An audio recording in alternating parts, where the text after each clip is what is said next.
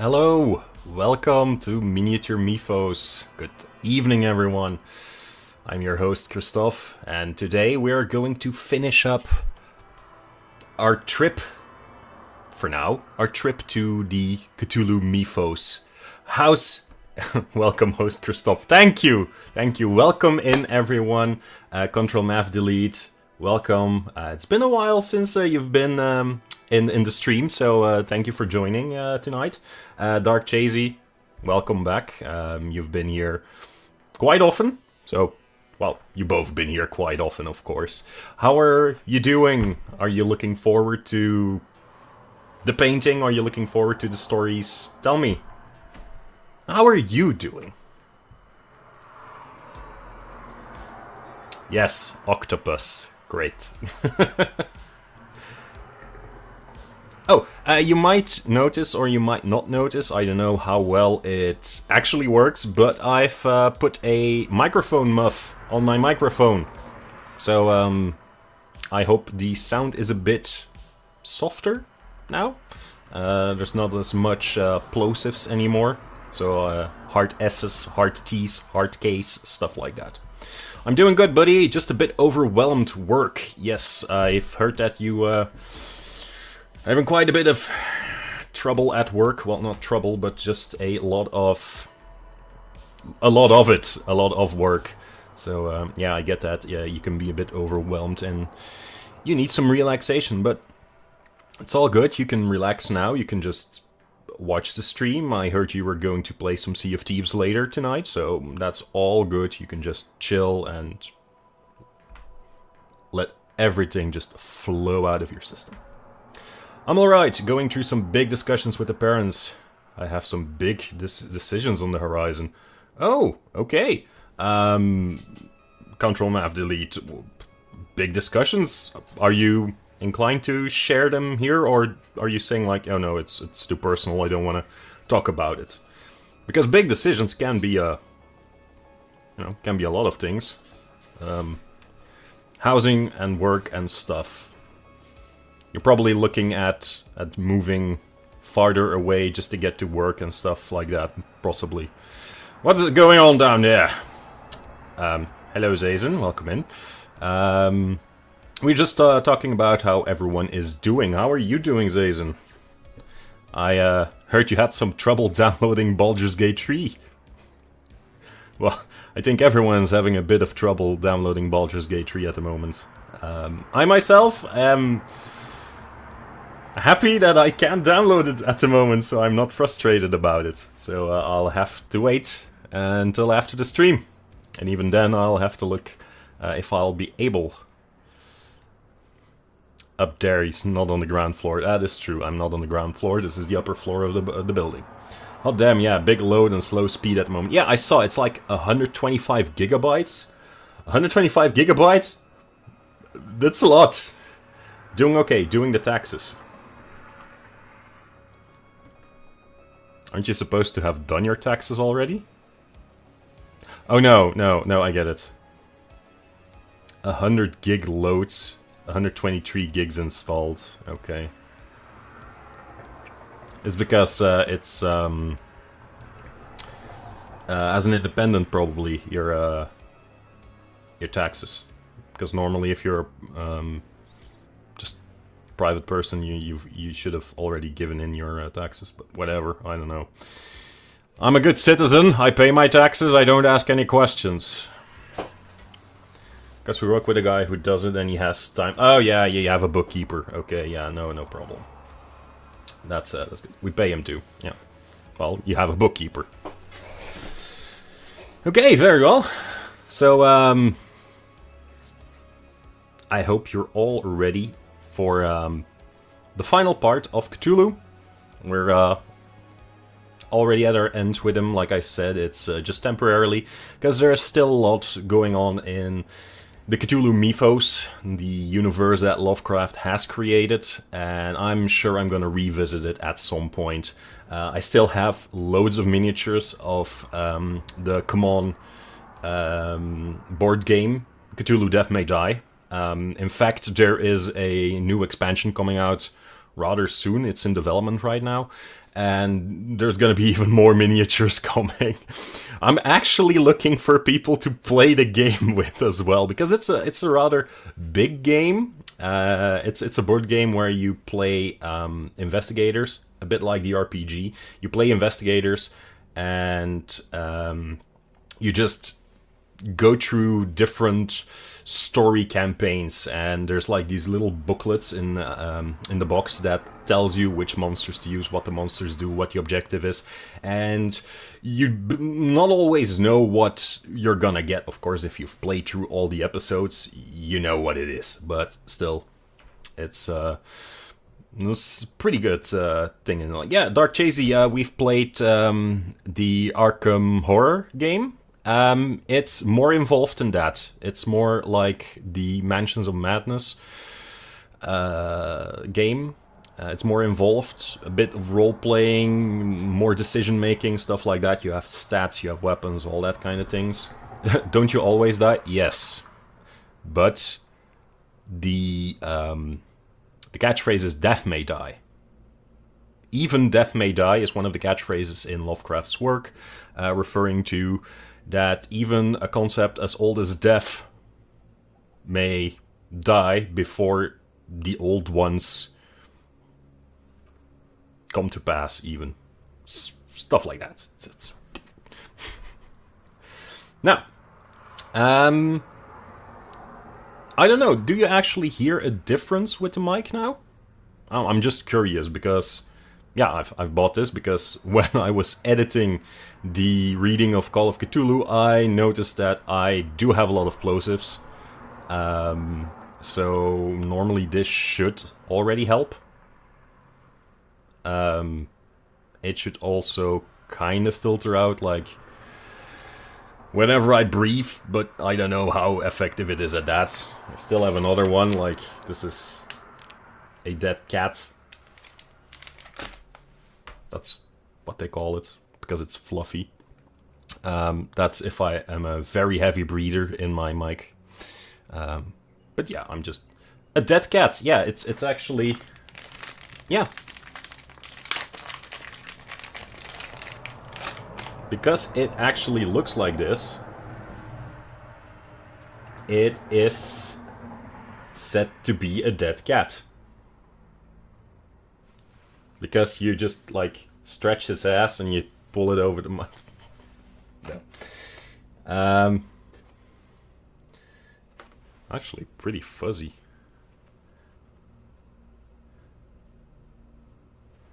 And clipping. Clipping what? What is clipping? Clipping. Rock, paper, scissors, Death Cthulhu. And clipping. He needs more stupid clips. Yes, I need more stupid clips. I'm just so terribly sorry that I'm not more funny, or there's not more to do, I guess, during my stream that can be clipped. So it's not a very clippable show, I'm sorry. Please stop playing with the dead cat. I've already stopped playing with the dead cat. It's gone. The dead cat is gone. It's there. You do say stuff that we can clip. Yeah, that's true. Like pulling the cat's ass. Oh yeah. And what was it? I like the fact that this hole is so black. Yeah, that was a good one. Yeah. Never gonna regret that one. Yeah, but no. Let's just go on over to... if I had a nickel for every time I had to say it, I would have 2 nickels. Don't ask. Which isn't a lot, but it's strange that it happened twice. Hello, hey, Custard Sire, welcome in. You just missed the introduction. Is that why you needed a new cat to put on the mic? Yeah, if you pay attention, you notice that it is actually the color of Newt, who is the cat that I introduced last stream. So 2 weeks later, he was big enough to make a mic muff out of him, and now he's like... Don't say yes to that. Yeah, I know. This is not admissible in court. How dare you? I know. horrible cat dad. Especially because I haven't done it. Clips are not admissible in court because, they don't show the rest of the context. So, anyway, I will put the camera on painting so you don't have to see my ugly mug anymore. And we can focus ourselves on the ugly muff. The ugly mug of Cthulhu. As you can see, last time, for those who weren't here, we have added detail to most of his body. It's subtle shading and layering that we did, and more on his tentacles to actually make a very big contrast between his skin and the tentacles, of course. Now they kind of look like worms or leeches coming out of his face. I really wanted to have that, not have it the same color as the skin, because otherwise it would just be like one green blob. And there is not enough detail on the model to actually have a bit of contrast going to make it interesting visually. We're gonna do the claws today, we can do the eyes today. So like claws on the front and the back paws. And we're going to finish up the wings, the membrane on his wings. So we can actually, if we do that, I think it might be more visually appealing, because right now it's just like a glove. Last time I've made these parts a bit darker just to have something going on. I've made his belly a bit wider than his back. I'm sorry. Again, for people who have trypophobia, now is not the best time to look, because yes, it's a very pustulant boy. In my recommended channels it says 7 times Baldur's Gate 3. Yes, it's really weird, because that game has been out, quote unquote out, for like, what, 2 years already? There's nothing new you can show right now. Like, people who start playing this morning could maybe already start showing something new, but all the rest is exactly the same as the thing you could have shown like yesterday. So it's really weird. It says old school RuneScape and Magic for me. Okay. Well, shows what the algorithm thinks of you, I guess. Which, isn't a bad thing. I'm just gonna get some very light coloring going. I think I might do a small highlight on his skin again, just for a very light-ish sheen. Don't know how it'll pan out, but we're gonna find out. It only came out at 5... Oh, yeah. Yes, it's different than we could do in the early. So now you have the real stuff and all of that. I'm probably going to buy Baldur's Gate 3 during my vlog. Yes, that's good. Like I said earlier, if people are interested in playing Baldur's Gate 3, and they don't mind, playing multiplayer, because some people just simply like to play single player. If you don't mind playing multiplayer, I am willing to play with you guys, because I am in love with Dungeons and Dragons. And I'm really looking forward to playing this game, because it's really good from what I've played in the early access, the beta, up until this point, and I'm really excited to play the game in full.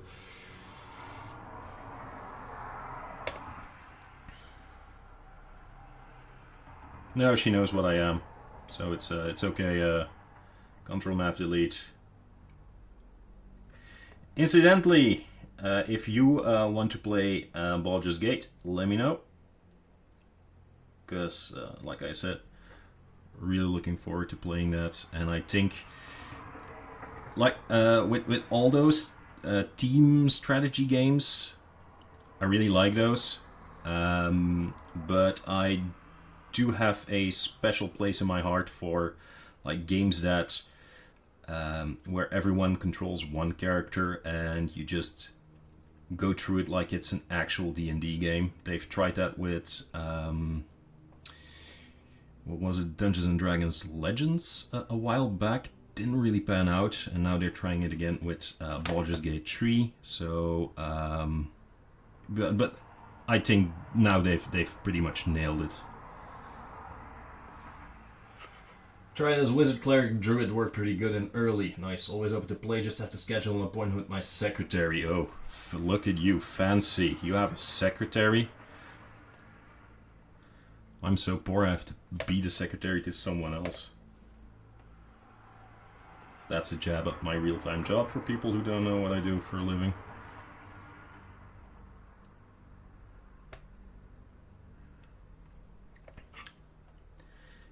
Okay, this was actually a very good idea to... yes, I'm hyping my own ideas. To put another very light layer on top of him, because now he looks really pale and thinly. The skin looks like it's almost translucent. Which is what I was actually going for. Like, there is color beneath it, but there is like this sheen on top of it that makes it look greenish.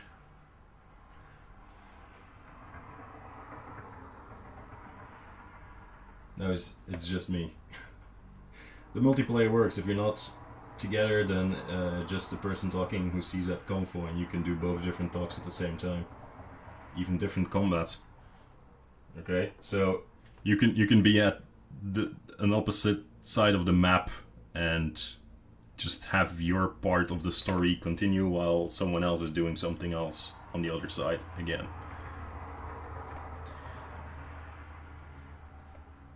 Zero teamwork! Yay! Like actual D&D.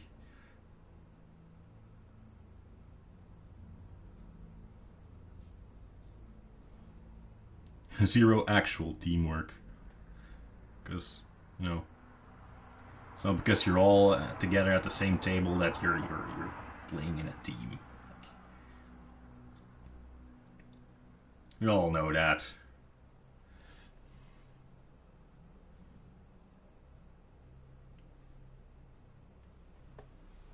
Yeah, this looks good.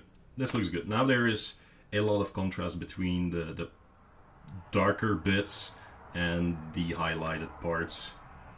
Yep, really like it. Again, I'm saying it myself, but it's important that I like what I'm doing. It looks like shrink wrapped, like this foil. You can split the party. You can see that happen in towns or even dungeons that the rogue goes through the trapped room and the rest goes further in already. And you just stand and wait. Gives you that freedom. That's actually pretty good. Because, you know, unlike an actual living DM, a computer or a multiplayer game can give you the option to already go on ahead. You don't have to actually wait until the DM has time to listen to the bullshit that you're going on. While they're busy with, you know, the other part of the party. So yeah, that's a good idea. That's a good addition. And the moment that combat starts and you enter the combat, it's all turn-based, right? So he's beautiful. I mean, ugly. Yes, thank you. He is ugly. He's ugly and he's mine, and I love him. My girlfriend when she describes me.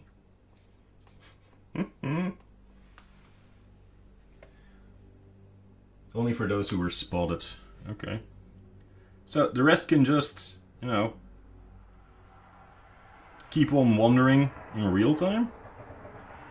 Until they get spotted, of course. Then they enter the turn order, probably.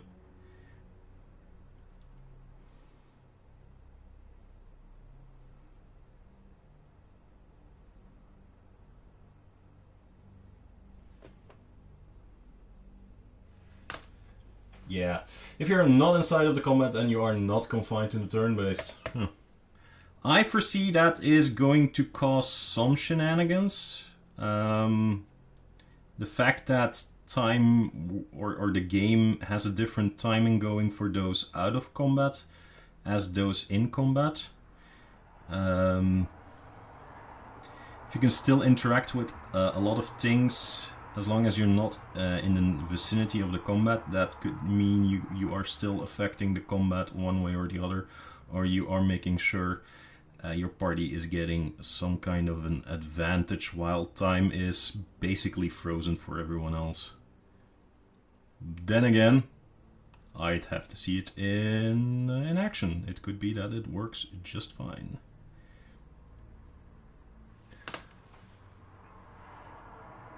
It is, you can lock him up in combat with one guy, whilst the stealth guy runs around and stealth attacks it all. And solo that's okay, multi not so much. Yeah.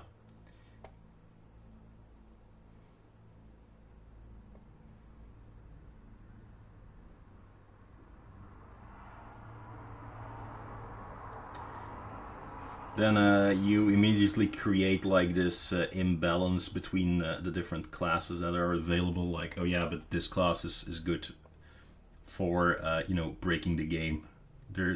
There's immediately a meta that exists. So yeah.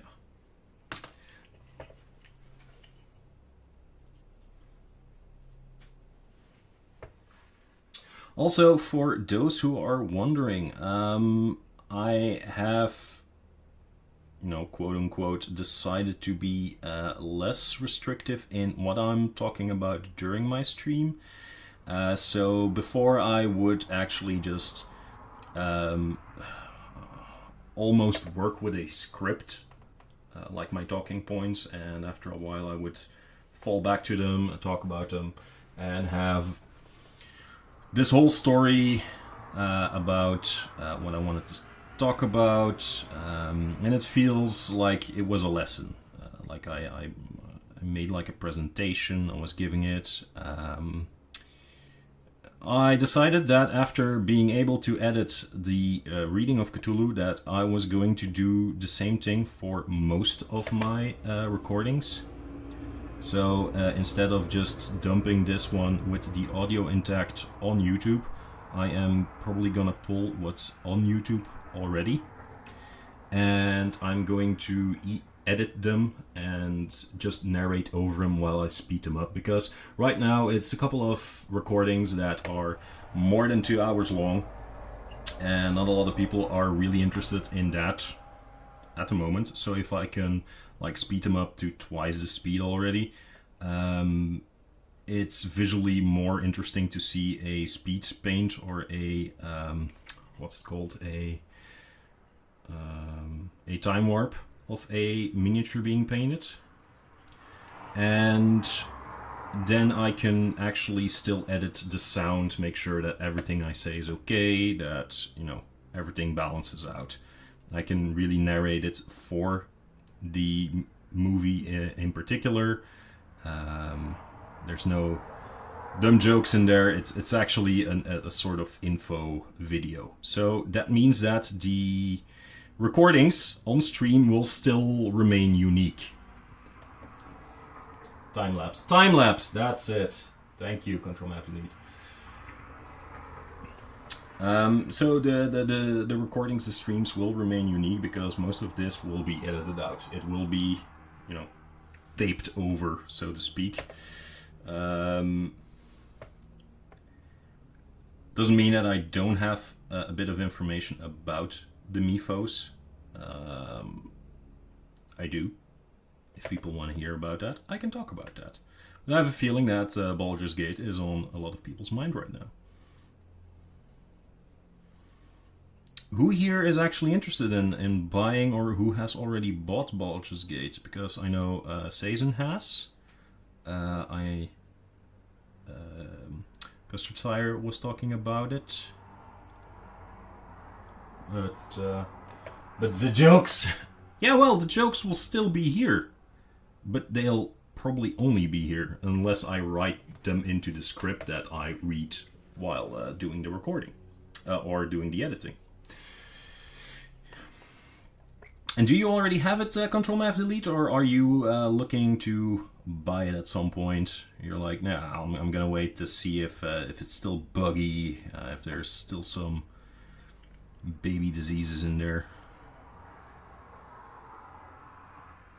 Or you're like, yeah, no, it's already downloading.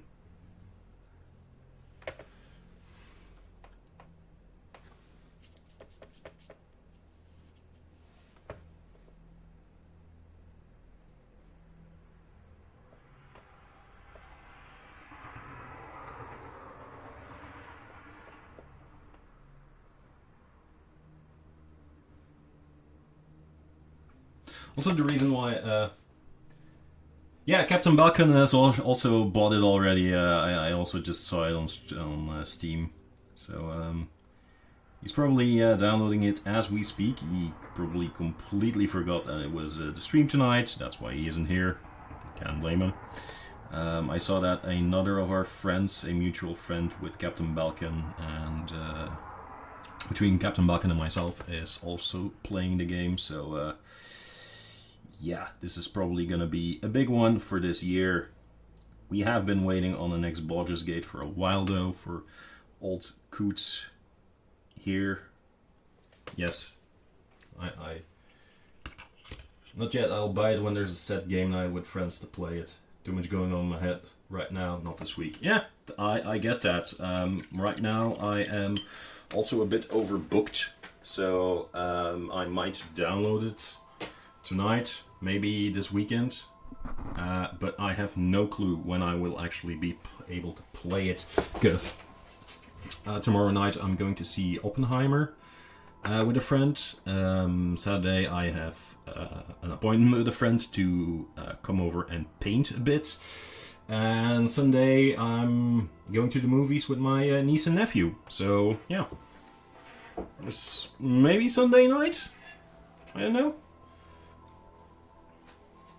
Have fun. Yeah, thank you. Has anyone else here seen Oppenheimer already? It's a good movie. Too bad you couldn't join last night. Yeah. What was happening back then? There was something going on which I couldn't join for then. But I've heard from a lot of people that it's actually a really good movie, so I can't miss out. A buddy of mine said, well, we're gonna see it in IMAX, and I was like, yeah, but apparently it's like 3 hours of conversation. Do you really need IMAX for 3 hours of conversation? But we're going to see it in IMAX.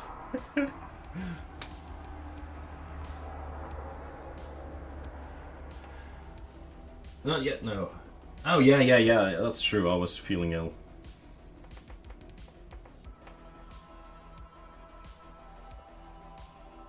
God, yeah, that's true. My stomach wasn't great then.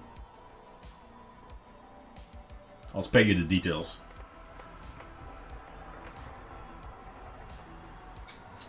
And in Moment Quad, yes, Resident Evil. Custer Tire gave me Resident Evil a while back. Resident Evil 4, the remake. I'm a big fan of the Resident Evil games.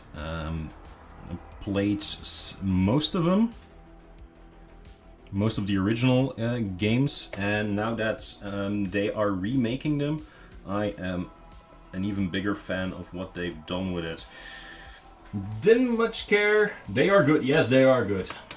Didn't much care for the remake of the third game, but that was because I don't know. It felt a bit too cheap, let's say. It was very action-packed, while the remake of the second game felt slow plodding. It really built atmosphere. They've made the most of the abandoned police building in Raccoon City. You had the tension of Mr. X just go and give it to you, bursting through, being ever present in the police bureau and chasing you. It was perfect visually, with the ambience, the atmosphere, the scares, the combat. Everything was perfect. And then the remake of the third game felt like it was more of a DLC for the second game. As in, it was... What if we take the entire chase mechanic from the second remake with Mr. X and dial it up to 11 and make that the entire game? That was basically the remake of Resident Evil 3. And while Nemesis is a really cool villain, and there are some really cool scenes and set pieces, it felt altogether too short and too rushed because that was what you were doing. You were just rushing through the game because you were always running, evading, trying to get away, and that felt after a while like, yeah, okay, I can, get out of it. They are good. They are really good. It's a very different kind of movie compared to the usual cinema. Yeah, I get that. A lot of people have told me that be prepared for it because it'll do stuff to you. Like, it's an experience. Get into the mindset and let it take you away. Even if it's mostly dialogue based, it's still really engaging. So I still love RE6's sign with the giraffe giving some head. Yeah, that is true. That is true.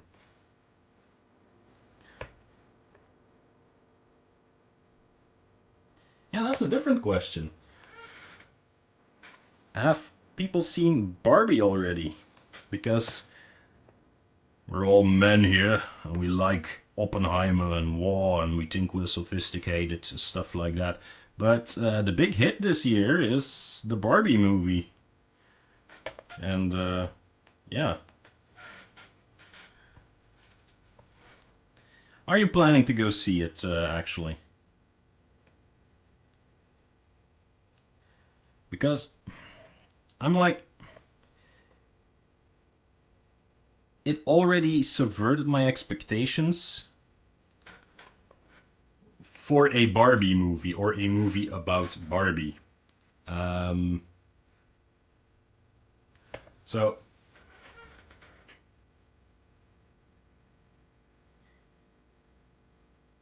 Should have seen Barbie after Oppenheimer. Barbenheimer, yeah.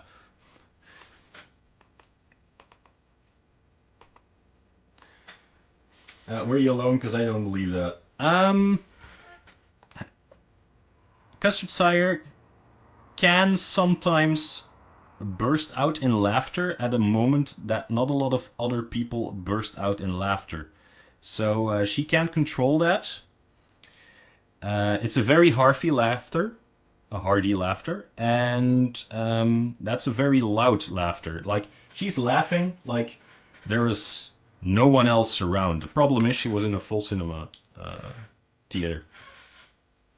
Benoit was with me, but a lot of jokes were deeper than normie audiences could grasp, I feel. I go off.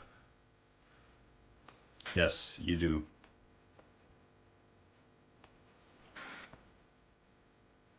Like, sometimes I'm sitting up here in my room with my headphones on and I'm playing my game. And then suddenly I hear like this yell from downstairs. And then I take off my headphones and I can just barely hear the TV playing downstairs, and I can make out that, oh yeah, it's a comedy, so it's something that Custard Sire laughed with. So. But it actually sounds like she's being murdered at some point. And it's like, oh no, she's just laughing. I chortle. You huff and you puff and you blow them all away. Yeah, it's remarkable how much noise can come out of that tiny frame of hers.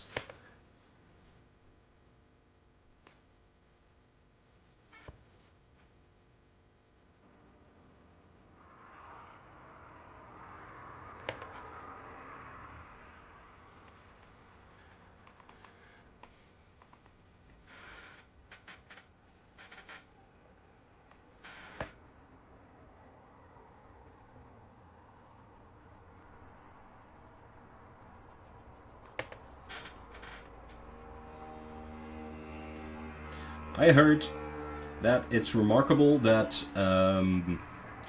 like the main antagonist, or like no, not the main antagonist, but there is a lot of critique towards Mattel in the movie, while, you know, Mattel owns Barbie and it's their movie. And a lot of people are like, oh yeah, that's like one of these tactics to whitewash your company, is to depict yourself as the villain to garner a bit of respect, because at least they know what they are, and I think that's kind of weird.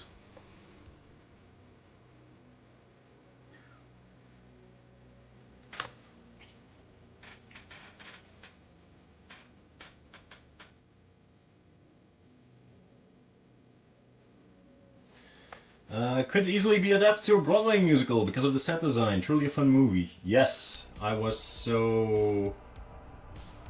But they aren't really the villain per se? Okay. Well, I'll probably see it myself, so...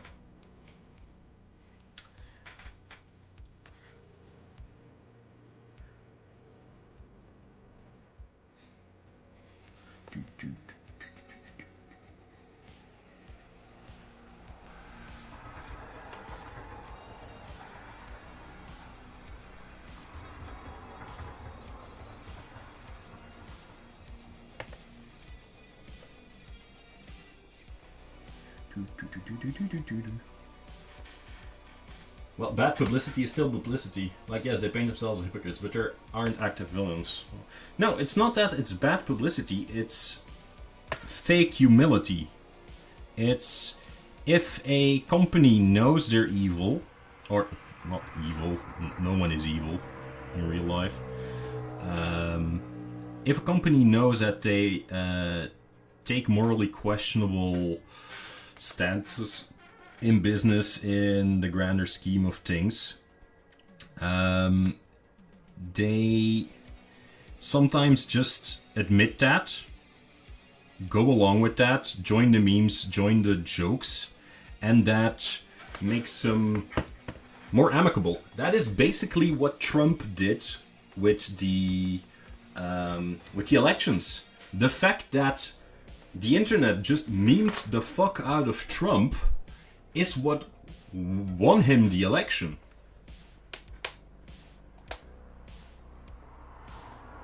It's like White Whale Corp. You need to just watch the movie. Yeah, sure, no problem. No.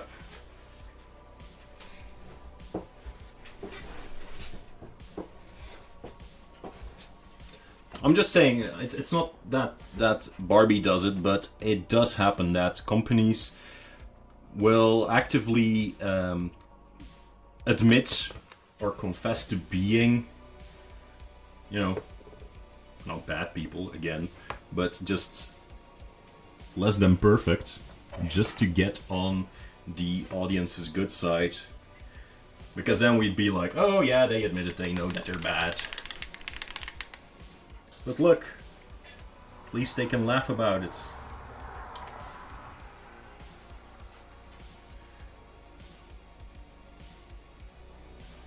Notice the lack of question mark. It's not a request. I know it's not a request. I'm being held hostage, people. Quick, before she cuts off the internet. Rescue me!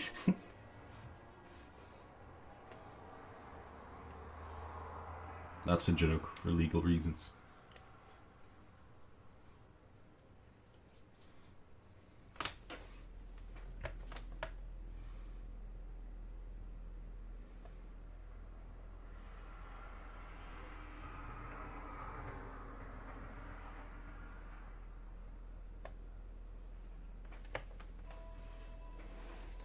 Blink twice if you're in danger. Wait, what was the sign, like something like that? If you are being held against your will or being abused or something?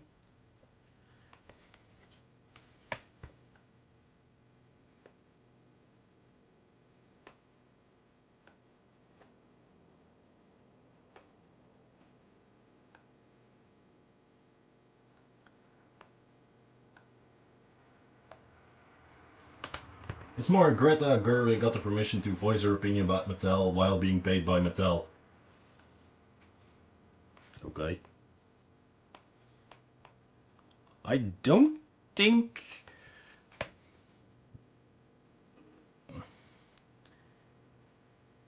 I don't think Mattel would ever greenlight an opinion if they didn't like know about it and approved of it. So you could say like, yeah, it's not like that, but I do believe it's a bit like that. I think it's a very conscious approach by Mattel as a company. I also think you just don't give anyone a lot of freedom when you go about like a $1 billion property like Barbie.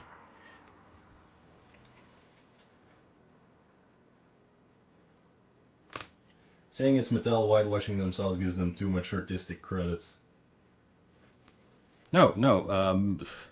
I mean, they allow themselves to be... Yeah, whatever.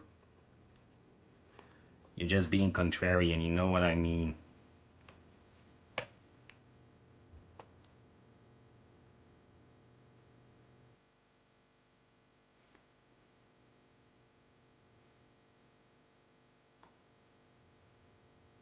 No, but you're right.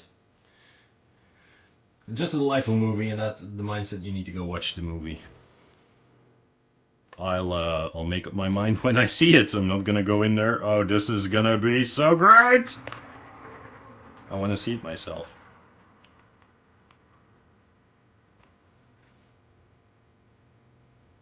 I do believe it's gonna be great, because a movie like that can't work with just like juvenile humor, or like humor that isn't at least a level deeper than it's supposed to be. Otherwise, you just have a normal kids movie, and it's not a kids movie. So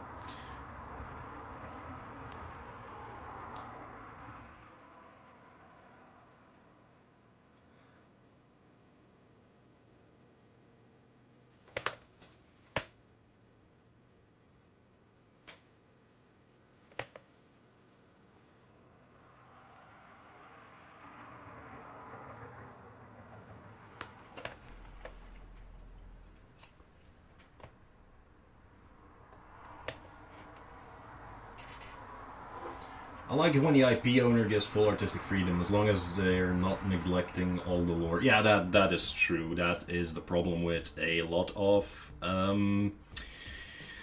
contemporary, interpretations.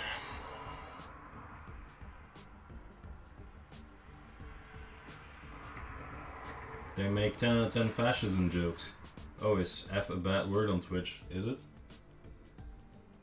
I don't know. Is it? Because I didn't get like a memo that you used a word that isn't good, so... No, okay. You're good.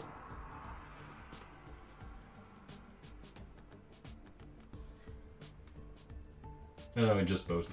Okay. Very well.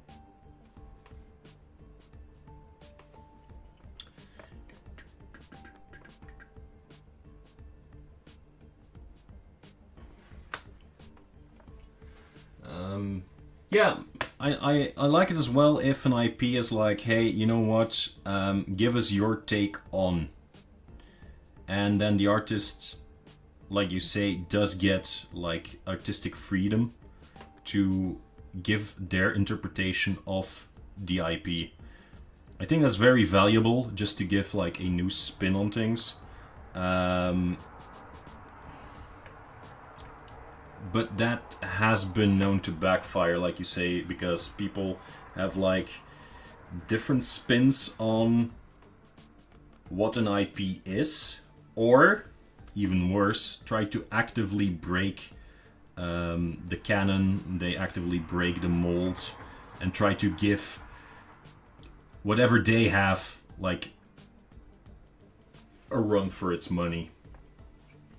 And then you get stuff like The Last Jedi.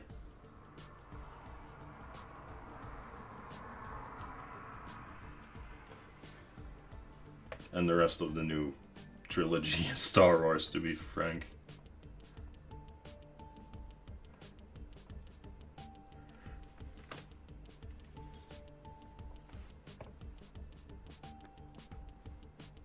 Doesn't mean there aren't good things in those episodes, but I'm excited about Dune Part 2. Still so long. No spoilers though, I haven't seen the trailer yet. Okay. I have only seen the made-for-TV movie or the series that the limited series that they did back in the 80s, I believe. That's my only connection with Dune. I feel bad about not having seen more of Dune. Because, again, that is something that a lot of people have said that the movie is spectacular, there is good music, the set pieces are great.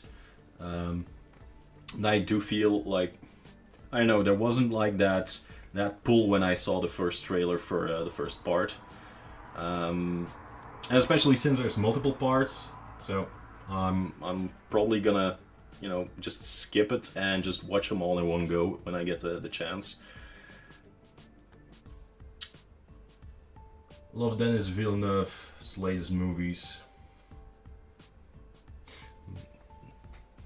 Again, I'm not enough into movies to know who that dude is, what he does, what makes him special, why I should care. And that's on me. That's on me. That is wholly on me. But that has prevented me from going to see his movies. So yeah.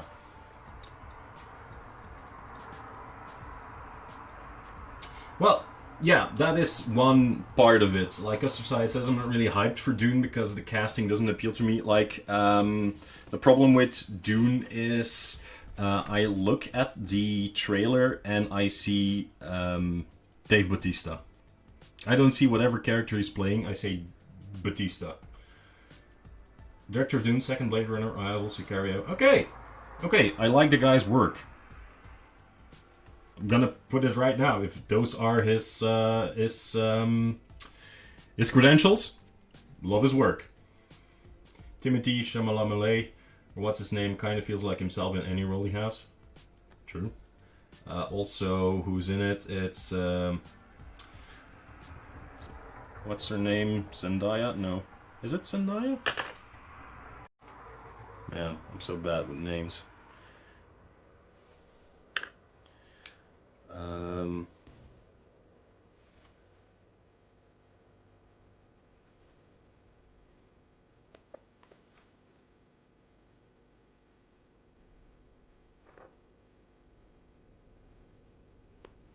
I really like the new Blade Runner. But again, I didn't saw any character. I saw Dave Bautista because he was also in the new Blade Runner. And that's the problem with Bautista playing Drax on Guardians of the Galaxy. After a while, you can't unsee the character. And he just, because he's a wrestler, he looks like a big dumb bloke, and he's an actually really smart, intelligent, well-spoken dude. And yeah, it's kind of ruined for me.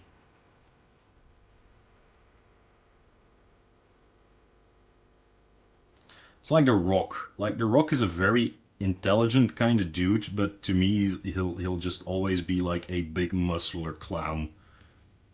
And it's like, yeah, that dude can do way more than he's doing on screen. But they don't let him. Villeneuve really nails the atmospheric part and combines it so well with the soundscape. Yeah, well, again, when I see the trailer, I'm like, that movie looks beautiful, that movie sounds beautiful. Oh, but these people, I don't like them. I don't like any of these people that I see on screen. And if I have to sit through a movie looking at these people for 3 hours, bruh. Yeah.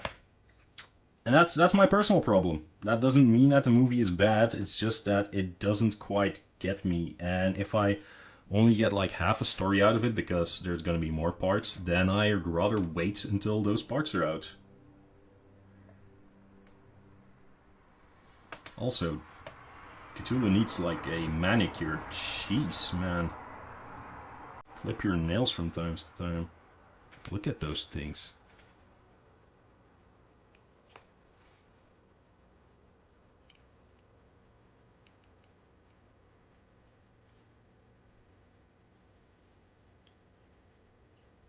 If Zendaya has a problem, she had like 2 minutes of screen time. Well, if you see the trailer, that means that all of her scenes are in the trailer already. Because she seems to be a bigger part of the movie than that. Well, or the trailer makes it out like she's a bigger part of the movie than she actually is. Which, you know, I can see them doing that just because, well, it's Zendaya and she's like the hottest new article right now.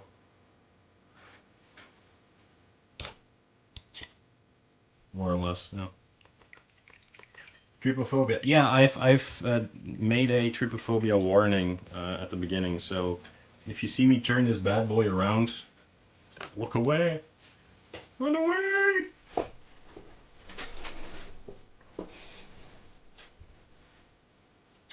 Sazen, how is the download going, man?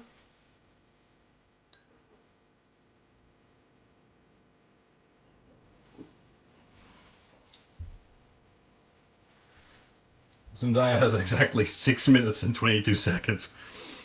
Is there a website that gives you Timothée Chalamet?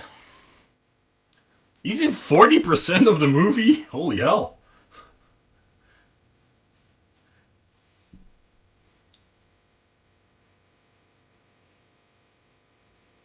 Oh, okay. Apparently that's a thing you can look up. Okay, good. Um, I'm gonna try something for the eyes.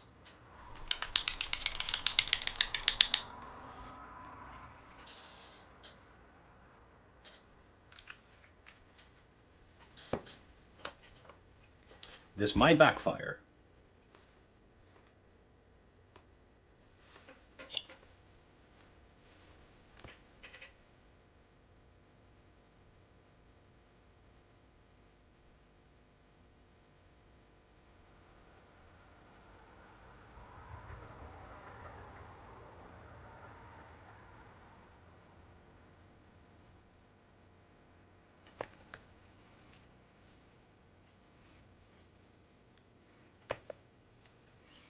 Did you know Cthulhu has 8 eyes? According to this miniature.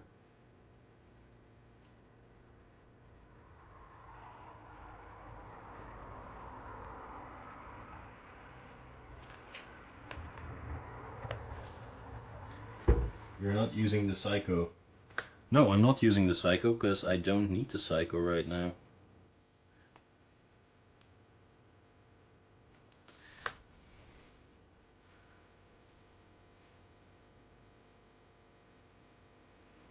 Maybe there's more hidden between his flaps. Yes. My eye flaps. Well, another sound you could use is use the Psycho sound whenever you have to paint eyes. Yeah, true. Man, I really should get going on that whole paint it red kind of thing.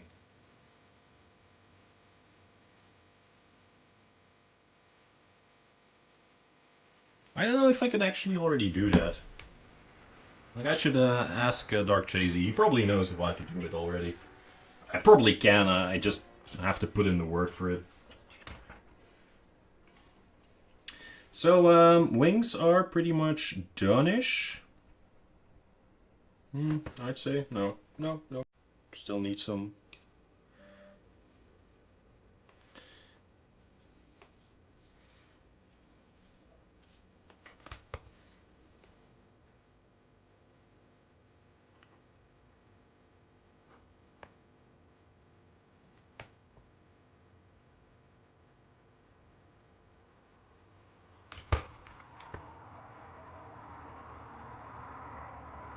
Also, because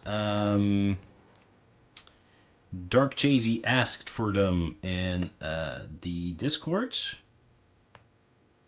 I am going to be talking and painting pirates next time. So, people who are interested in adventures on the high seas, the history of piracy, just myths and legends surrounding pirates and all that, well, next time we will be painting some scallywags, some swashbucklers. Ask me? Yeah. Glad you're still with us. Yeah, about sounds, stuff like that. So if I want to put in like custom sounds, people, yeah, if they want to play it, they can play it. Is that something I could already do, or do I have to be like, what is it, an affiliate for Twitch first? To be able to make people redeem stuff?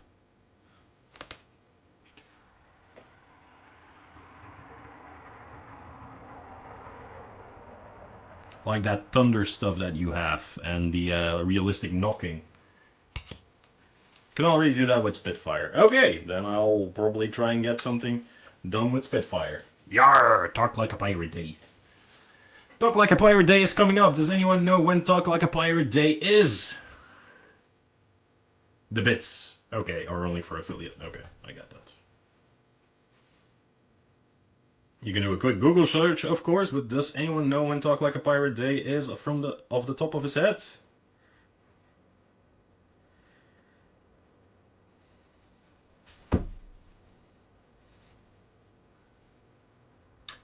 Is the 19th of September.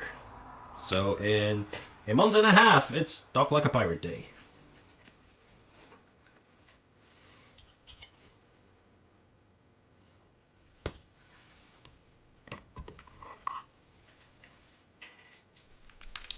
Why did it merge?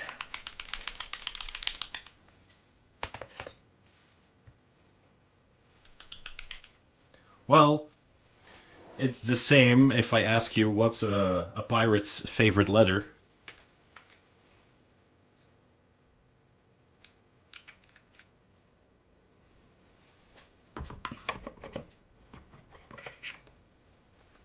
No, it's the C.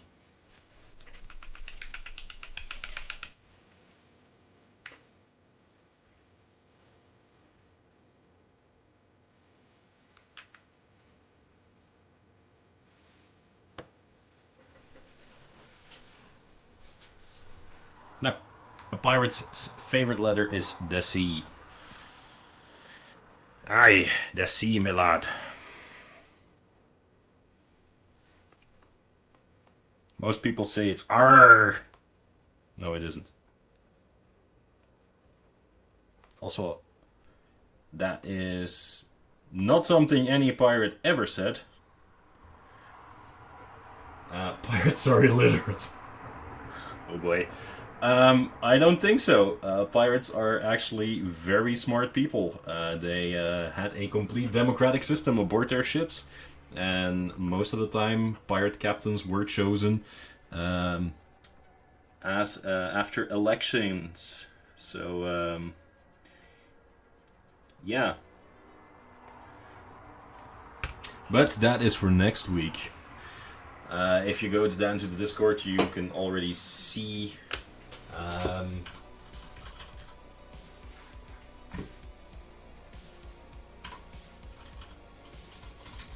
If you go down to the Discord, you can already see what I am planning to paint. Custer Sire, if you could just type in the stuff for the Discord thing, please. Like exclamation mark Discord. Anyone?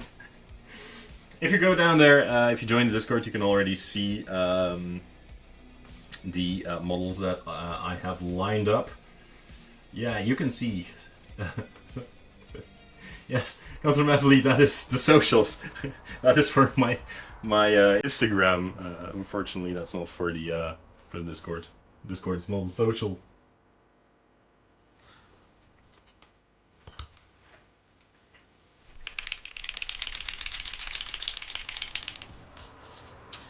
Also, the dude who made the Diablo and Tyrael models has added another model to that pack, and it's Lilith. I've also posted a pic of Lilith there, and it's glorious.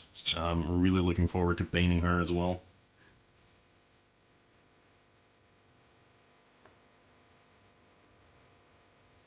Yeah, it's still too wet. No.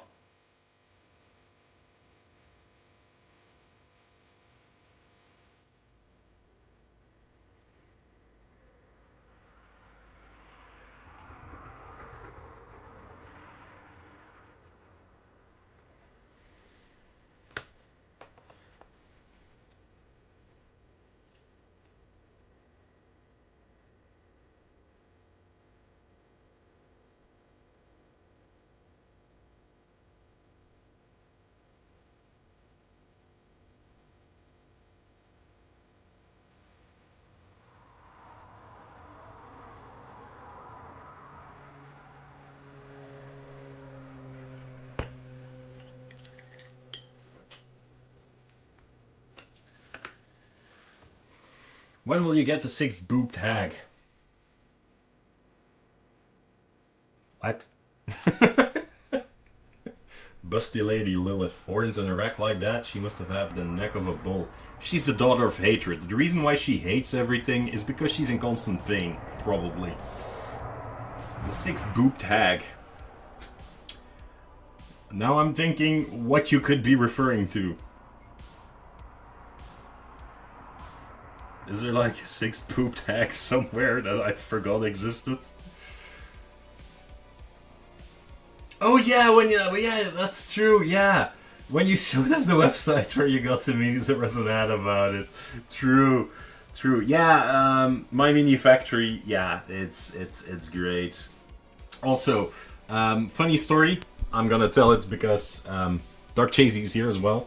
Dark Chazy's looking, or he was talking to me about maybe getting a bust for his office, because he likes cool stuff. There are some very cool busts out there. Yes, indeed. And he showed me a bust of Anubis, who looked really cool. It was from a dude, massive busts. It was from a dude on Twitter who sculpted it out of clay and someone else painted it. It's not a 3D print, so I couldn't get it. But he showed me something else, another Anubis bust. And I immediately recognized it, because it's made by Arch-Villain Games. Those who... I'm gonna look around. Do I already have something by Arch-Villain Games? No, but they make beautiful models.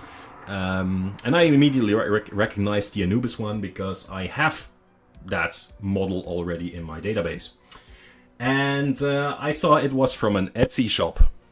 And I go there, and I'm not so tech savvy, Dark Chazy. I can't call up another screen to show it. So I'm terribly sorry. I don't know how to do that unless you want to guide me through it, how I do it live. But I don't have the stuff ready in OBS to just... oh, I can... Oh, that's true, I can link you stuff. Let me just...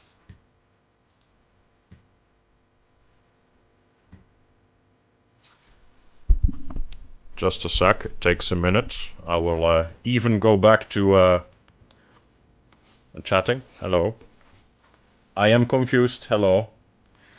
Was it in our private chat, Dark Chazy? Yeah, it was, right?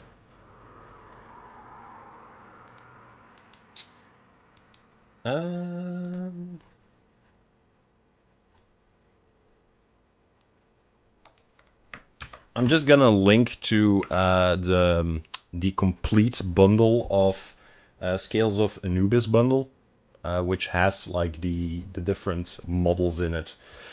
No, but it was an Etsy store, and when I saw the Etsy store, I was like, oh boy, this is a dude who's reselling someone else's models. That's not okay. So I guided I guided Dark Chazy to the actual website that, you know, for the host the actual modeler has the models on them. But I also told him, like, hey, I have a lot of these things already. So, and Archvillain Games makes beautiful models. Like, I've linked a dozen to Dark Chazy to say, like, hey, if you want these. Like, they have other Egyptian gods like Sobek, they have Bastet, they have, I think they have Horus and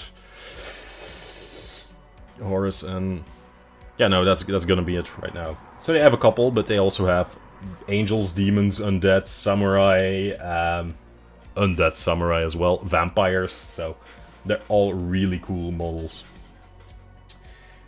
And yeah, so just popped in my head. Don't know why. Anubis. Yeah, I don't know how I got here. Where am I? How do I get here? Oh, it was because of that store. Yeah, my mini factory. Gosh,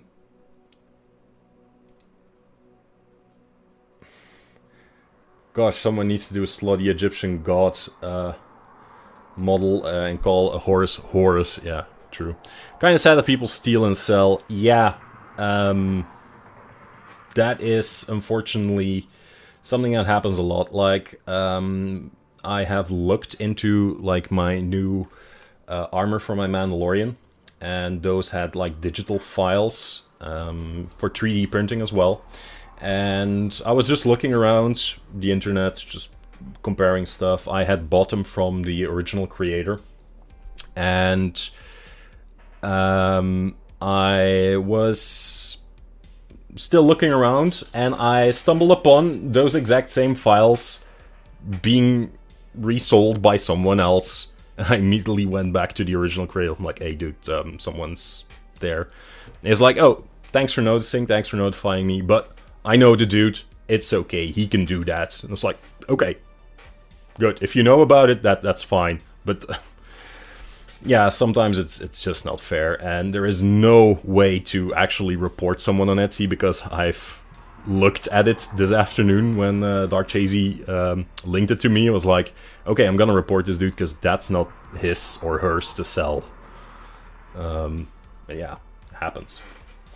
But that's what I would say. Like, always go to my mini factory, because those people are actually like vetted for the fact that they made those files. And yeah, you get to see 6-digit hags. If you're lucky, or unlucky, depending on depending what your stance is on 6-digit hags. There's a clip right there. Okay, let's go. Let's go back to painting. Let's taking a quick look at him. I know. What do you guys think? Do you think it needs more? I feel like there is still a bit missing. Like, it's not completely finished. Like, I still need to do most of its eyes, and the squalls are actually pretty okay. Wings, same. Yeah, what do you think? More! Okay. But what more? What more do you want? Might already just, paint this base, black.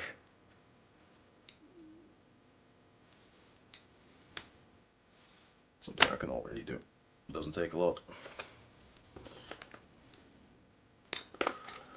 Where is my big brush? More paint. Did I get it right? 10 points.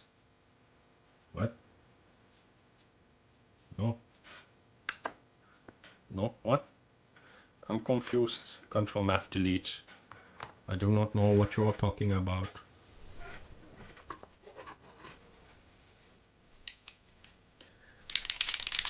I see a white base and I want to paint it black. Some shading in the pustules. Ooh, I have an idea. A wonderfully delicious idea. No, the opposite of delicious.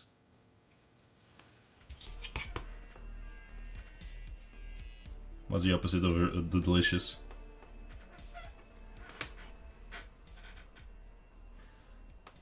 Yeah, the pus. I'm gonna get the pus to drip out of it. First, I'm gonna paint his base, because I'm all about that base. You know, I'm all about that base. About that base. No trouble.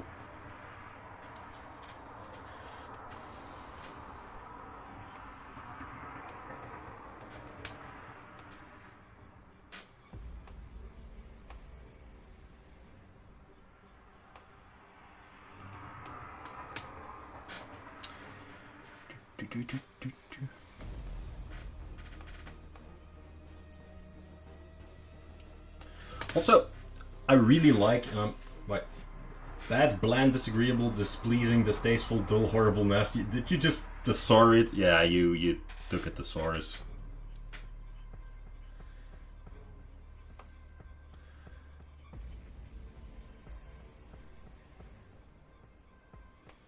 Did you just thesaurus me?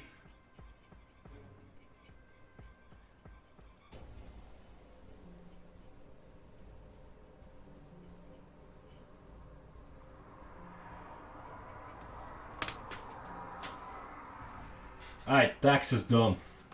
Okay. Let's say it would be unsavory. Yes, it'll look unsavory. And after I've done those pustules and maybe the rest of the eyes, I say let's start with Under the Pyramids. Because I'm gonna do another reading today. I really enjoyed doing the reading of the Call of Cthulhu last time. Also, apparently that video is blowing up on YouTube, so I'm like, hey, why shouldn't I do it again? Under the Pyramids was actually a collaboration between H.P. Lovecraft and Harry Houdini. Now, who knows about Harry Houdini? I mean, most people know about him. I want to know, what do you guys know about Houdini?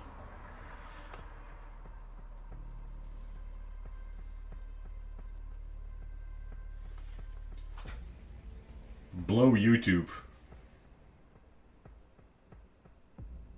Isn't that the Ewok guy? No, that's Warwick Davis.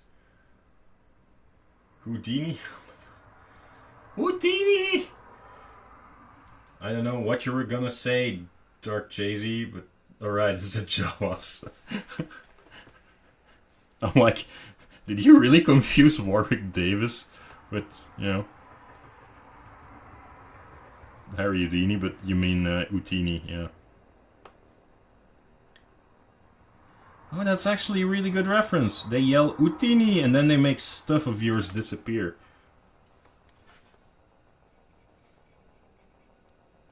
Okay, but all joking aside, did you just assume my mistake? Yes. Yes, I assumed your mistake. But all joking aside, I think everyone knows that Harry Houdini is a world-famous magician from the early 20th century. He was born actually late 19th century, I think somewhere in the 1870s. But he was very popular around the turn of the century, up until his death in the 1920s. I think 1926 was when he died. He was a very popular magician, and he was most well known for his escape artists. Escape artistry? Escapists? Whatever. Like, he would be put in a straitjacket and dunked underwater, and he had to escape. He was chained to the ground in front of escapists. This is all escapism, man. He was chained to the ground and had to escape before he was run over and stuff like that. Harry Houdini played a lot, a big role. Aren't we all chained to our lives? Jeez, people, lighten up, will you? No, Harry Houdini was like this, or he pictured himself as an international man of mystery. There was movies, there was comics, there were shows with him, and he was an aviator as well. He fought in the war. He debunked a lot of mystics like people who thought they could communicate with ghosts. Like Harry Houdini would go to those people, the spiritualists, which was also a very popular movement back in the day. And he, like Austin Powers, Austin Powers is also International Man of Mystery. I'd say I'd rather be on a trip with Harry Houdini than Austin Powers. Oh, imagine that the agency lost Harry Houdini and then the next recruit coming in is Austin Powers. Oh boy. No, but Harry Houdini was like this larger-than-life man, this strong man, this escape artist, this magician, this debunker, very rational-minded person who could fly, who could act, who could basically do anything. And he had a line of books that was going to be published in the Weird Tales magazine about his many, of course fictional, escapades in the world. And one of those books, one of those short stories, is written by H.P. Lovecraft. And Harry Houdini apparently loved to work with Lovecraft, loved the idea that Lovecraft put forth in that short story, and they would continue to work together. If it weren't for the fact that that magazine went bankrupt before that could happen. Afterwards, the magazine started up again, and unfortunately they didn't have any plans to invest in Houdini anymore, because Houdini was getting a day older already. He was suffering from bad health, and no one was going to believe the fact that he was this daredevil anymore. So any future stories with Houdini written by Lovecraft were canned. Now, like I said, Harry Houdini was very amused, very happy with what Lovecraft wrote, except for one fact, and that is something that I've also, put forth in my previous streams. Is Lovecraft is used to his characters being, or his protagonists being, rather frail of mind and body. They are intellectual types, but they don't have a lot of constitution against the darkness that prevails the world. And it happens more than once in Lovecraft books that the protagonist faints. And as you'll notice in the story a bit later, the protagonist will faint a couple of times. That is also a kind of narrative device by Lovecraft to progress the plot, progress time, whatever. But Harry Houdini apparently wrote to Lovecraft like, "Look, Howard, I love what you're saying and your story, but there's one thing you have to understand. Houdini doesn't faint. I don't faint. If I faint when I'm in danger, I can't pull off all my stunts."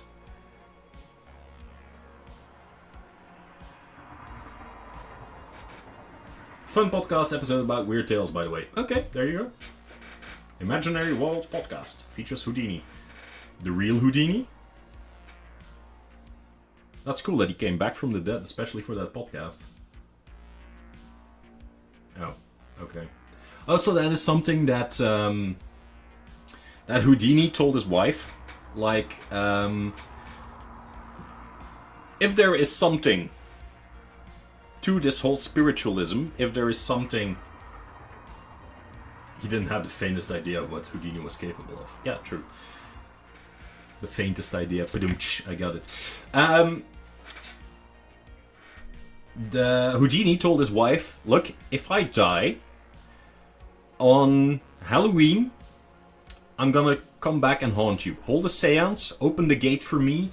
Whatever it is you have to do, according to all these spiritualists, according to all these mediums, do whatever it is you gotta do to get me through the other side. And I'll come back and give you a message that confirms that it is me talking to you. 100%. And his wife, after Houdini's death, has held that seance every Halloween for 10 years. And after that she said, well, if there was a way for people from beyond the grave to come back and give us a sign, Harry would have showed us. But again, he has proven every one of those fraudsters wrong. That was his last debunking of any spiritualist medium kind of thing. And yeah, I really like that about the guy. It's like, okay. Also, why would you say that? Well, because Harry Houdini was a fervent debunker of spiritualism. And he's like, hey, I'm gonna do this to show you guys that it doesn't work. And he had this whole elaborate plan set up with like envelopes with the hidden message in it, and only when they got the message could they open the envelope, and only his wife would then know that it was like a foolproof system. But she probably didn't sleep for a while because of it. No, his wife knew who Harry Houdini was. She knew well enough what the dude was all about. And she was like, yeah, okay, I'll see you when you get here, honey.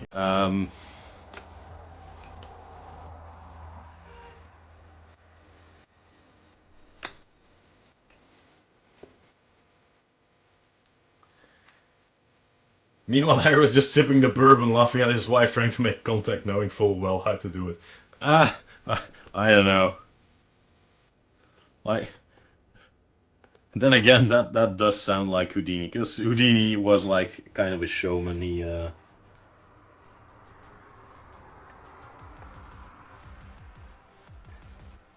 I mean, he made the Statue of Liberty disappear. He made an elephant disappear.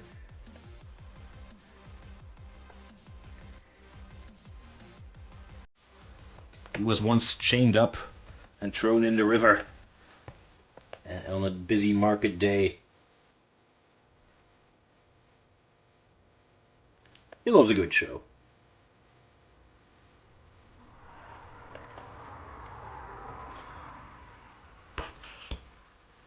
He made my father disappear. Wow, okay. That's a very sad tale. Let's see. His eyes could use a little more yellow. Think he got involved with a mob and they couldn't let him sleep with the fishes? Imagine that. Like, the dude's like, I'm telling you, don't do it. I'll just come back. You know, you're gonna make an ass out of yourself. They're like, oh, let's put his feet in concrete and chain him up in a, you know, with like these thick chains, and put him in a straitjacket and throw him in a bag and in a coffin into the sea.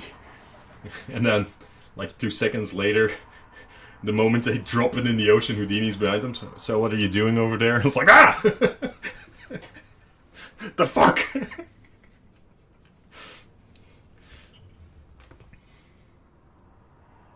Yeah, but the story was actually first named Buried with the Pharaohs. That's the original name of the story, which I think it's a good name. I mean, but in later years it was renamed to Under the Pyramids. I don't know why it was renamed, but apparently it was necessary.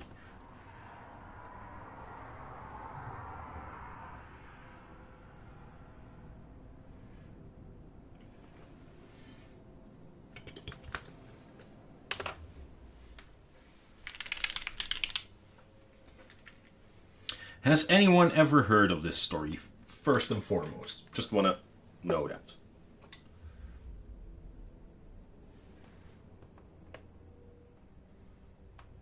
Has anyone ever read it before?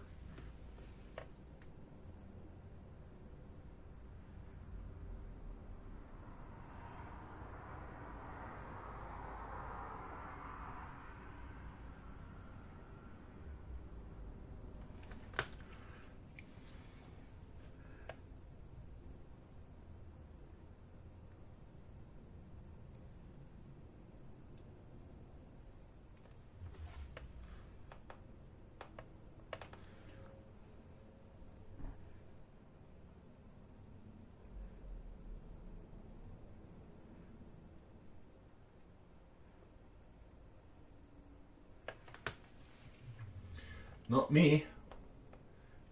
If it was in the book we had, then yes. If not, then no. No, the music is just in a very quiet spot at the moment. Zazen, do you mean?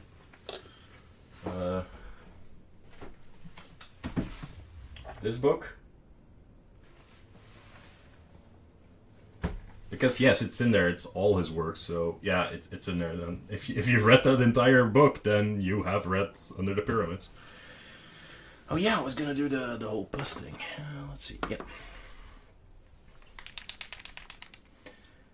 Hey, guess what this is? Disgusting.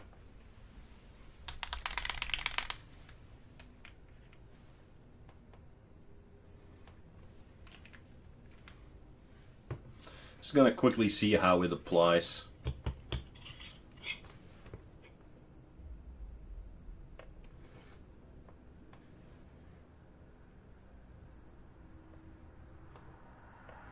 Yeah.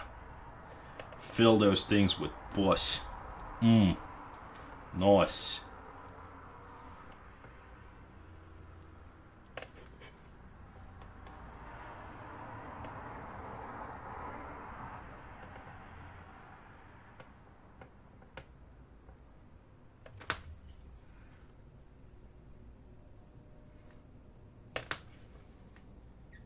Yes, I have sound.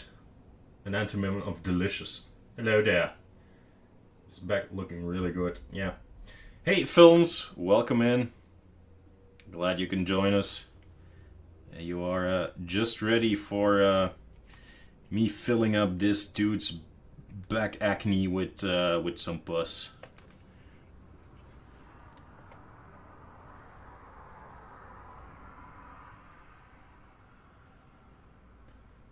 Like these whiteheads. Gotta like.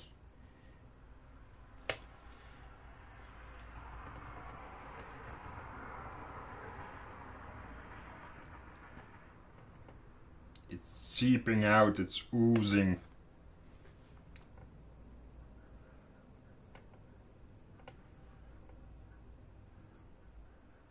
That's a nice thing about this effect paint, like it stays. It doesn't stay like liquid, but it keeps its look like it's liquid, like it's oozing out if you apply it like this.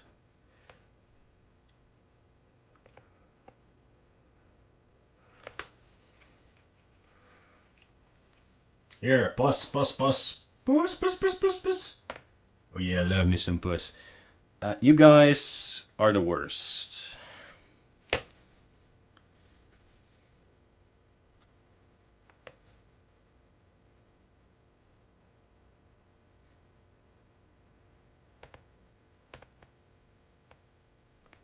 But I shouldn't say too much, because I'm also very bad.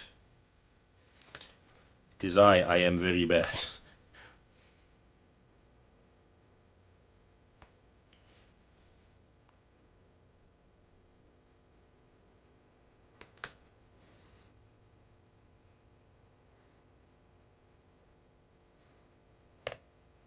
Just some pus dripping down his back. Yep. Down his legs.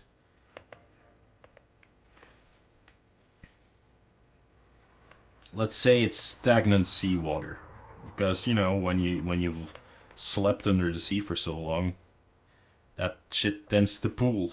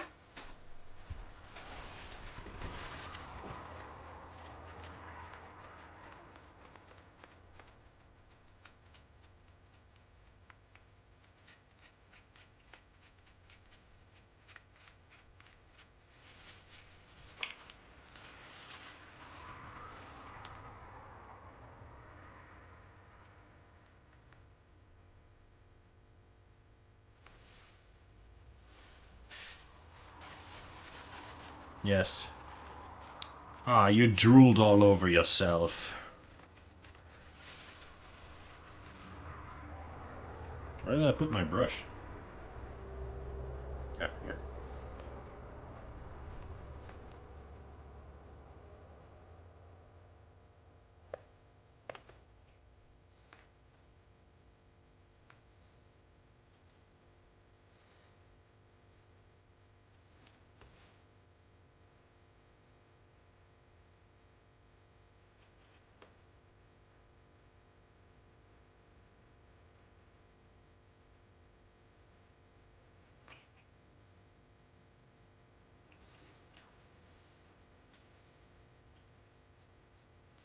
Alright, I'm gonna lurk a bit and prepare my one-shots. Very well. Thank you for being so active up until now. Really appreciate it. And I'll be... Yeah, I'd say I'm pretty much done. This one, maybe go over the eyes one more time, just to try and make them pop a bit harder. Maybe with even lighter. No, I think I'm gonna go with this. What kind of one shot are you prepping actually before you go, or if you're already gone? Well, too bad.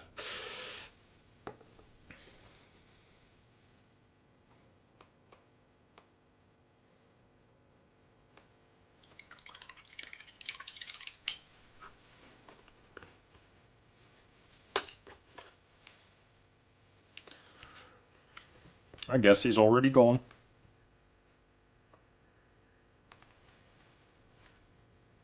Want all the spoilers?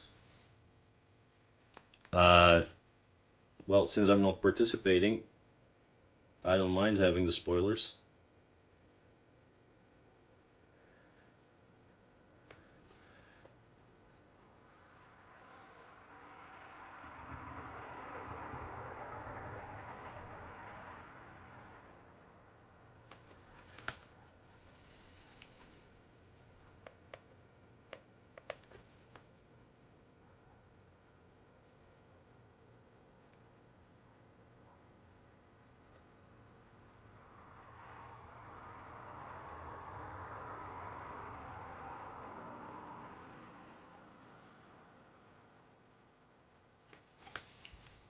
There we go.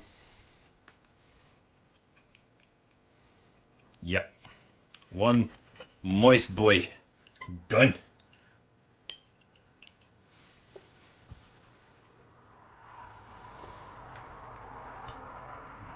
Just gonna put him here so you can still see him. I'm just gonna wait for Ctrl F delete to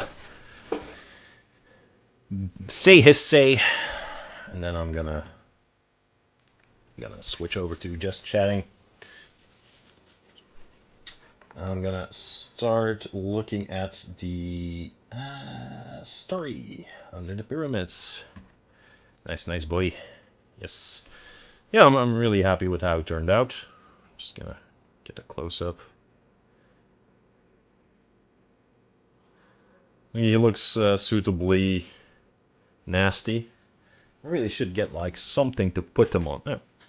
There's a big ongoing war on the continent, and the gods invite the players to their illusory castle to test them, to see if they are fit to enter the big war. They just don't know it's the gods, because they had a dream of desire and such, blah blah blah. Okay. So, the gods organize a tournament of power, and the characters participate without knowing that they are participating, they just do it for the money. Let's see if I can...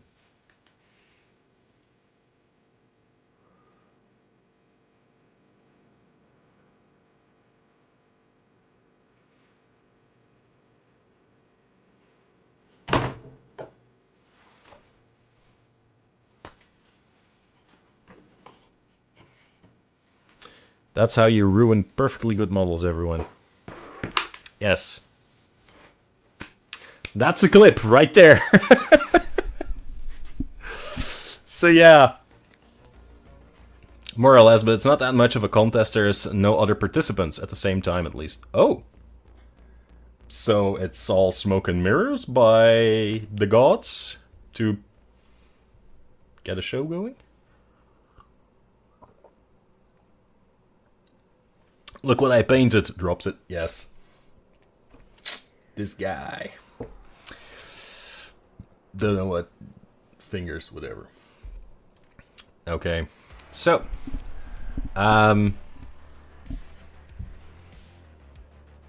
Contra-math lead. Otherwise, just send some more information if you want. Of course, if you're just gonna work on it, no problem. If you want, just put some more info in Discord. I'm really interested in that one shot, what makes it work and stuff like that, and what's going on. I'll send the write-up when I'm done. Perfect. Really excited to get into that. Now, I'm gonna let you go, and just work on your one shots. And for the rest of you, I'm gonna start reading Under the Pyramids. So if you guys need a break, too late. I'm gonna start already. Now, can everyone hear me? Can you all see me? Do you want this? Do you want the big guy on screen? Just let me know. Is the music too loud? If not, okay. It's mostly that techno kind of music, so it's really weird. Oh, it's really called tech noir. Okay, I get it. I'm just gonna put this on. Maybe put on some Dark Academia shit. Again, Custard Sire, I've looked at it last stream, and I can't find royalty-free Dark Academia shit. Which is a problem. If I want to put this narration online, I have to go with DMC-free, copyright-free, whatever I can find material. That is kind of... It's classical music, not royalty-free. Is classical music not royalty-free? No. Most of it isn't, unfortunately. Because most of that classical music that is considered Gothic, Dark Academia, is still made by modern-day composers. Like, if I put on Mozart, that's not a problem, but I don't think Mozart is the vibe for Under the Pyramids.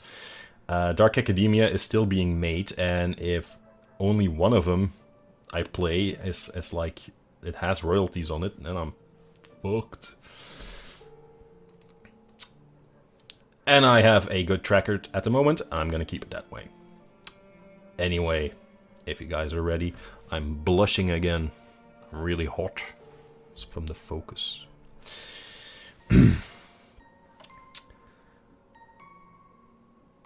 Again, I'm sorry. Like last time, I'm not going to react to the chat that much. I will keep an eye on it, of course. So if you guys have any remarks, if you want to say something, please do. Really, please do. I'll still read it, I'll still see it, and by the end of it, I will respond to it. Also, if people are joining and I won't react on them, just tell them that I'm busy doing the reading and they just, you know, that they should enjoy themselves. If you can, please. Now, sit back, relax, and listen to Under the Pyramids by H.P. Lovecraft for Harry Houdini.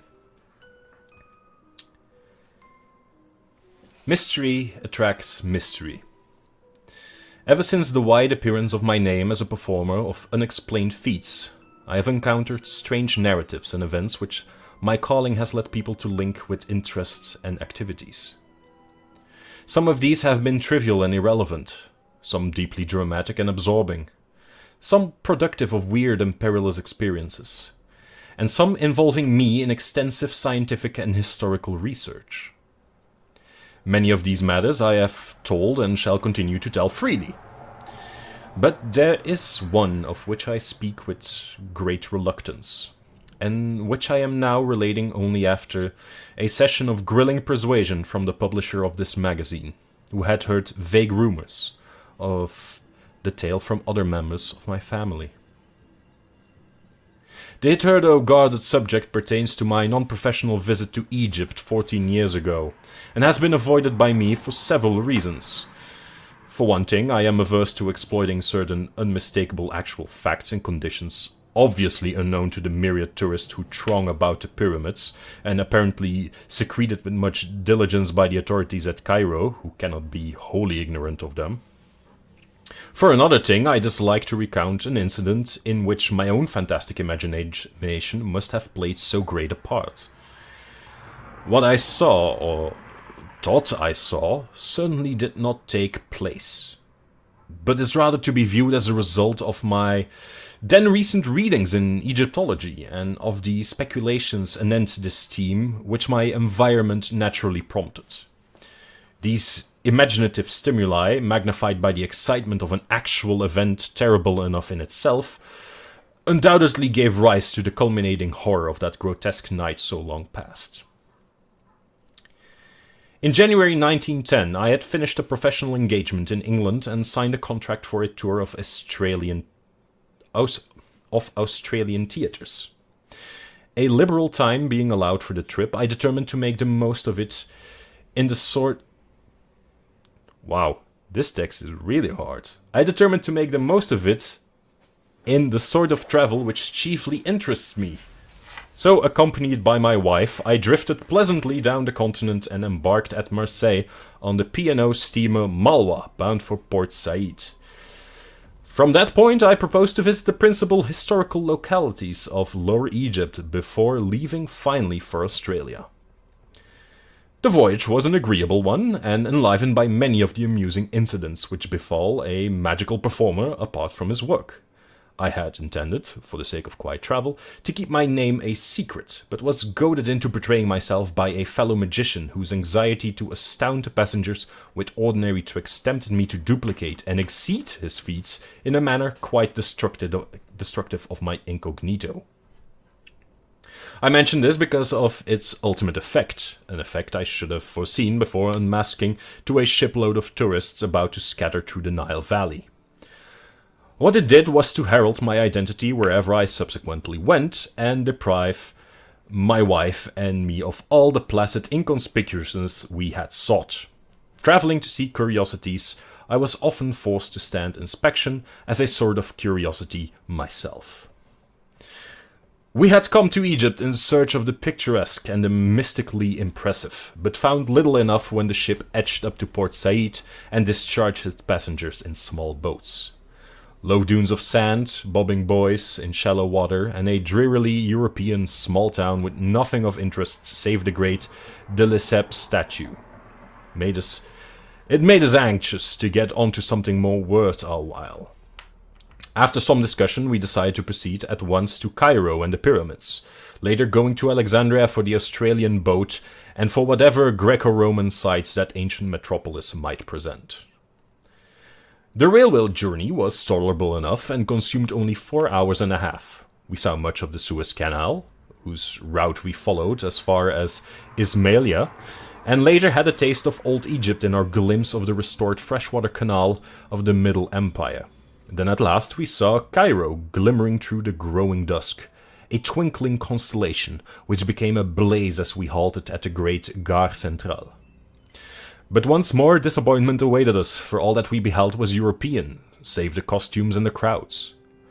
A prosaic subway led to a square teeming with carriages, taxicabs and trolley cars, and gorgeous with electric lights shining on a tall buildings. Whilst the very theatre where I was vainly requested to play, and which I later attended as a spectator, had recently been renamed the American Cosmograph, This text, it's a lot. We stopped at Shepherd's Hotel, reached in a taxi that sped along broad, smartly built-up streets, and amidst the perfect service of its restaurant, elevators, and generally Anglo-American luxuries, the mysterious East and immemorial past seemed very far away.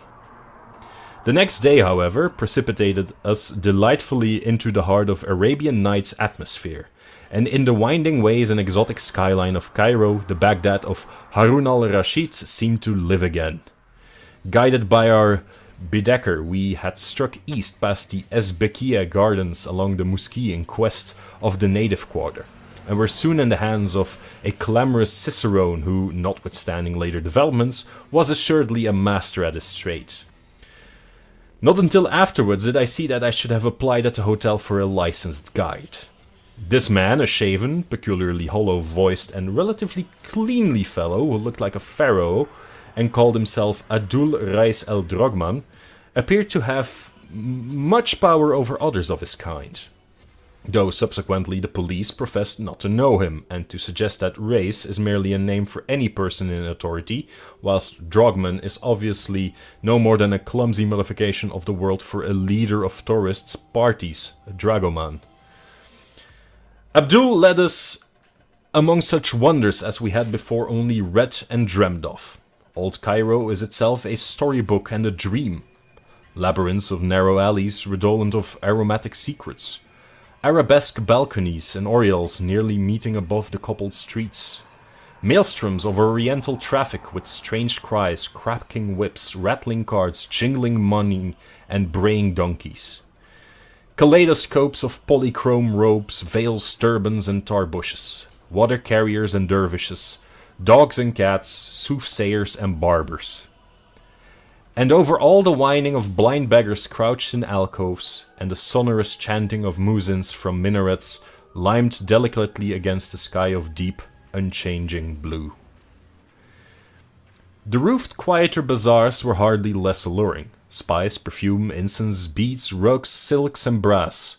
Old Mahmoud Suleiman squats cross-legged amidst his gummy bottles, while chattering youths pulverize mustard in the hollowed-out capital of an ancient classic column. A Roman Corinthian, perhaps from neighboring Heliopolis, where Augustus stationed one of his 3 Egyptian legions. Antiquity begins to mingle with exoticism. And then the mosques and the museum, we saw them all and tried not to let our Arabian revel succumb to the darker charm of pharaonic Egypt, which the museum's priceless treasures offered. That was to be our climax. And for the present we concentrated on the medieval Saracenic glories of the caliphs, whose magnificent tomb mosques form a glittering fairy necropolis on the edge of the Arabian desert. At length, Abdul took us along the Sharia Mohammed Ali to the ancient mosque of Sultan Hassan and the tower-flanked Bab el-Azab, beyond which climbs the steep-walled pass to the mighty citadel that Saladin himself built with the stones of forgotten pyramids. It was sunset when we scaled that cliff, circled the modern mosque of Mohammed Ali, and looked down from the dizzying parapet over mystic Cairo. Mystic Cairo, all golden with its carven domes, its ethereal minarets, and its flaming gardens. Far over the city towered the great Roman dome of the new museum. And beyond it, across the cryptic yellow Nile that is the mother of aeons and dynasties, lurked the menacing sands of the Libyan desert, undulant and iridescent and evil with older arcana. The red sun sank low, bringing the relentless chill of Egyptian dusk, and as it stood poised on the world's rim, like the ancient god of Heliopolis, Re Harakte, the horizon sun, we saw silhouetted against its vermeil holocaust the black outlines of the pyramids of Gizeh. The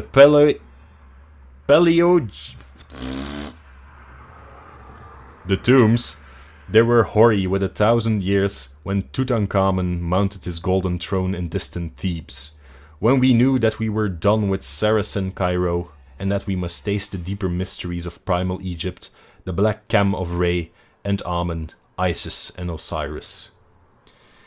The next morning we visited the pyramids, riding out in a Victoria across the Great Nile Bridge with its bronze lions, the islands of Gezereh with its massive lebak trees and the smaller English bridge to the western shore. Down the shore road we drove, between great rows of lebaks, and past the vast zoological gardens to the suburb of Gizeh, where now A new bridge to Cairo proper has since been built. Then, turning inland along the Sharia el-Haram, we crossed a region of glassy canals and shabby native villages, till before us loomed the object of our quest, cleaving the mists of dawn and forming inverted replicas in the roadside pools. 40 centuries, as Napoleon had told his campaigners there, indeed looked down upon us. The road now rose abruptly till we finally reached our place of transfer between the trolley station and the Mena House Hotel. Abdul Reis, who capably purchased our pyramid tickets, seemed to have an understanding with the crowd. With the crowding, yelling and offensive Bedouins, who inhabited a squalid mud village some distance away, and pestiferously assaulted every traveller, for he kept them very decently at bay and secured an excellent pair of camels for us, himself mounting a donkey and assigning the leadership of our animals to a group of men and boys more expensive than useful. The area to be traversed was so small that camels were hardly needed, but we did not regret adding to our experience this troublesome form of desert navigation. The pyramids stand on a high rock plateau, this group forming next to the northernmost of the series of regal and aristocratic cemeteries built in the neighborhood of the extinct capital Memphis, which lay on the same side of the Nile somewhat south of Gizeh, and which flourished between 3400 and 2000 BC. The greatest pyramid, which lies nearest to the modern road, was built by King Cheops or Khufu about 2800 BC, and stands more than 450 feet in perpendicular height. In a line southwest from this are successively the second pyramid, built a generation later by King Khafren, and thought slightly smaller, looking even larger because set on higher ground, and a radically smaller third pyramid of King Mycerinus, built 2700 BC, near the edge of the plateau and due east of the second pyramid, with a face probably altered to form a colossal portrait of Khafren, its royal restorer. No, I'm sorry, gonna repeat that. Near the edge of the plateau and due east of the second pyramid, with a face probably altered to form a colossal portrait of Khafren, its royal restorer, stands the monstrous Sphinx, mute, sardonic, and wise beyond mankind and memory. I'm having a really hard time with this text, people. This is dense. I hope you can still follow what's happening, because right now it's just a travel journal of Houdini. Minor pyramids and the traces of ruined minor pyramids are found in several places, and the whole plateau is pitted with the tombs of dignitaries of less than royal rank. These latter were originally marked by mastabas, or stone bench-like structures about the deep burial shafts, as found in other Memphian cemeteries and exemplified by Pernap's tomb in the Metropolitan Museum of New York. At Gizeh, however, all such visible things have been swept away by time and pillage, and only the rock-hewn shafts, either sand-filled or cleared out by archaeologists, remain to attest their former existence. Connected with each tomb was a chapel in which priests and relatives offered food and prayer to the hovering Ka, or vital principle of the deceased. The small tombs have their chapels contained in their stone mastabas or superstructures, but the mortuary chapels of the pyramids, where regal pharaohs lay, were separate temples, each to the east of its corresponding pyramid, and connected by a causeway to a massive gate chapel or propylon at the edge of the rock plateau. The gate chapel leading to the second pyramid, nearly buried in the drifting sands, yawns subterraneously southeast of the Sphinx. Persistent tradition dubs it the Temple of the Sphinx, and it may perhaps be rightly called such if the Sphinx indeed represents the second pyramid's builder Khafren. There are unpleasant tales of the Sphinx before Khafren, but whatever its elder features were, the monarch replaced them with its own, that men might look at the colossus without fear. It was in the Great Gateway Temple that the life-size diorite statue of Khafren, now in the Cairo Museum, was found. A statue before which I stood in awe when I beheld it. Whether the whole edifice is now excavated, I am not certain, but in 1910 most of it was still below ground, with the entrance heavily barred at night.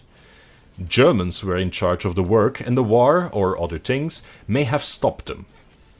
I would give much, in view of my experience, and of certain Bedouin whisperings, discreditor or unknown in Cairo, to know what has developed in connection with a certain well in a transverse gallery where statues of the pharaoh were found in curious juxtaposition to the statues of baboons. The road, as we traversed it on our camels that morning, curved sharply past the wooden police quarters, post office, drugstore, and shops on the left, and plunged south and east in a complete bend that scaled the rock plateau and brought us face to face with the desert under the lee of the Great Pyramid. Past Cyclopean masonry we rode, rounding the eastern face and looking down ahead into a valley of minor pyramids beyond which the eternal Nile glistened to the east, and the eternal desert shimmered to the west. Very close loomed the 3 major pyramids, the greatest devoid of outer casing and showing its bulk of great stones, but the others retaining here and there the neatly fitted covering which had made them smooth and finished in their day. Presently we descended toward the Sphinx and sat silent beneath the spell of those terrible unseeing eyes. On the vast stone breast we faintly discerned the emblem of Re Harakte, for whose image the Sphinx was mistaken in the late dynasty. And though sand covered the tablet between the great paws, we recalled what Tutmosis IV inscribed thereon, and the dream he had when a prince.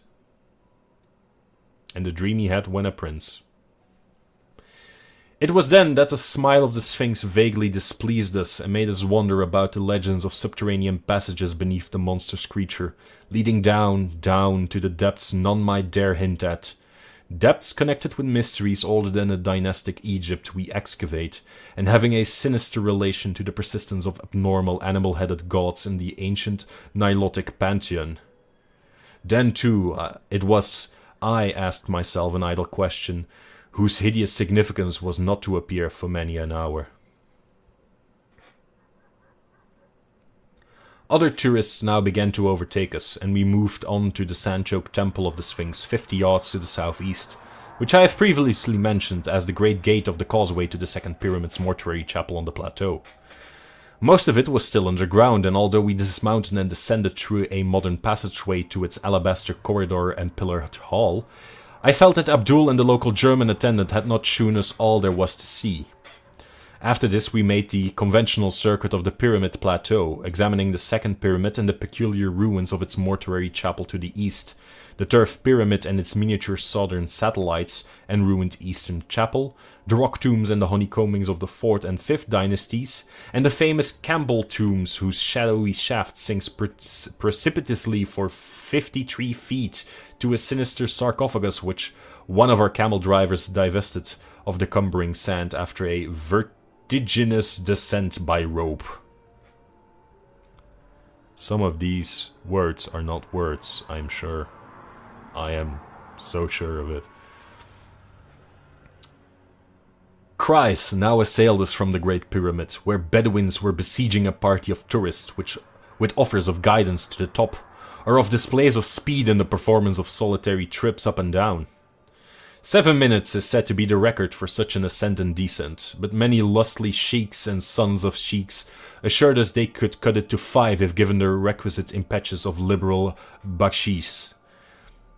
They did not get this impetus, though we did let Abdul take us up, thus obtaining a view of unprecedented magnificence, which included not only remote and glittering Cairo with its crowned citadel and background of gold-violet hills, but all the pyramids of the Memphian district as well, from Abu Roash in the north to the Dashur on the south. The Saqqara step pyramid, which marks the evolution of the low mastaba into the true pyramid, showed clearly and alluringly in the sandy distance. It is close to this transition monument that the famed tomb of Pernep was found, more than 400 miles north of the Theban rock valley where Tutankhamun sleeps. Again I was forced to silence through sheer awe. The prospect of such antiquity, and the secrets each hoary monument seemed to hold and brood over, filled me with a reverence and sense of immensity nothing else ever gave me.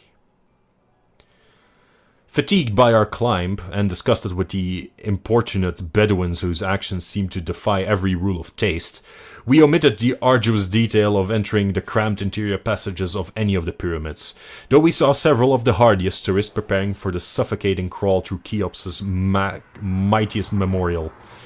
As we dismissed and overpaid our local bodyguard and drove back to Cairo with Abdul Rais under the afternoon sun, we half regretted the omission we had made. Such fascinating things were whispered about lower pyramid passages, not in the guidebooks. Passages whose entrances had been hastily blocked up and concealed by certain uncommunicative archaeologists who had found and begun to explore them. Of course, this whispering was largely baseless on the face of it, but it was curious to reflect how persistently visitors were forbidden to enter the pyramids at night, or to visit the lowest burrows and crypt of the Great Pyramid. Perhaps in the latter case it was a psychological effect which was feared.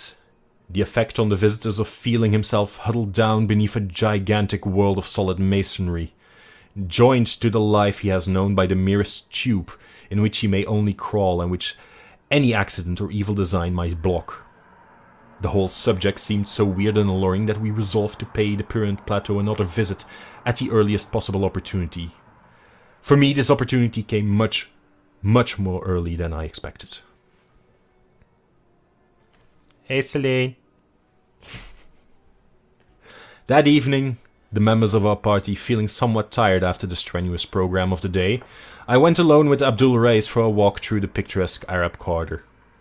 Though I had seen it by day, I wished to study the alleys and bazaars in the dusk, when rich shadows and mellow gleams of light would add to their glamour and fantastic illusion. The native crowds were thinning, but were still very noisy and numerous when we came upon a knot of reveling Bedouins in the Sukun Nahasin, or bazaar of the coppersmiths. Their apparent leader, an insolent youth with heavy features and saucily cocked tarbush, took some notice of us, and evidently recognized with no great friendliness my competent but admittedly supercilious and sneeringly disposed guide.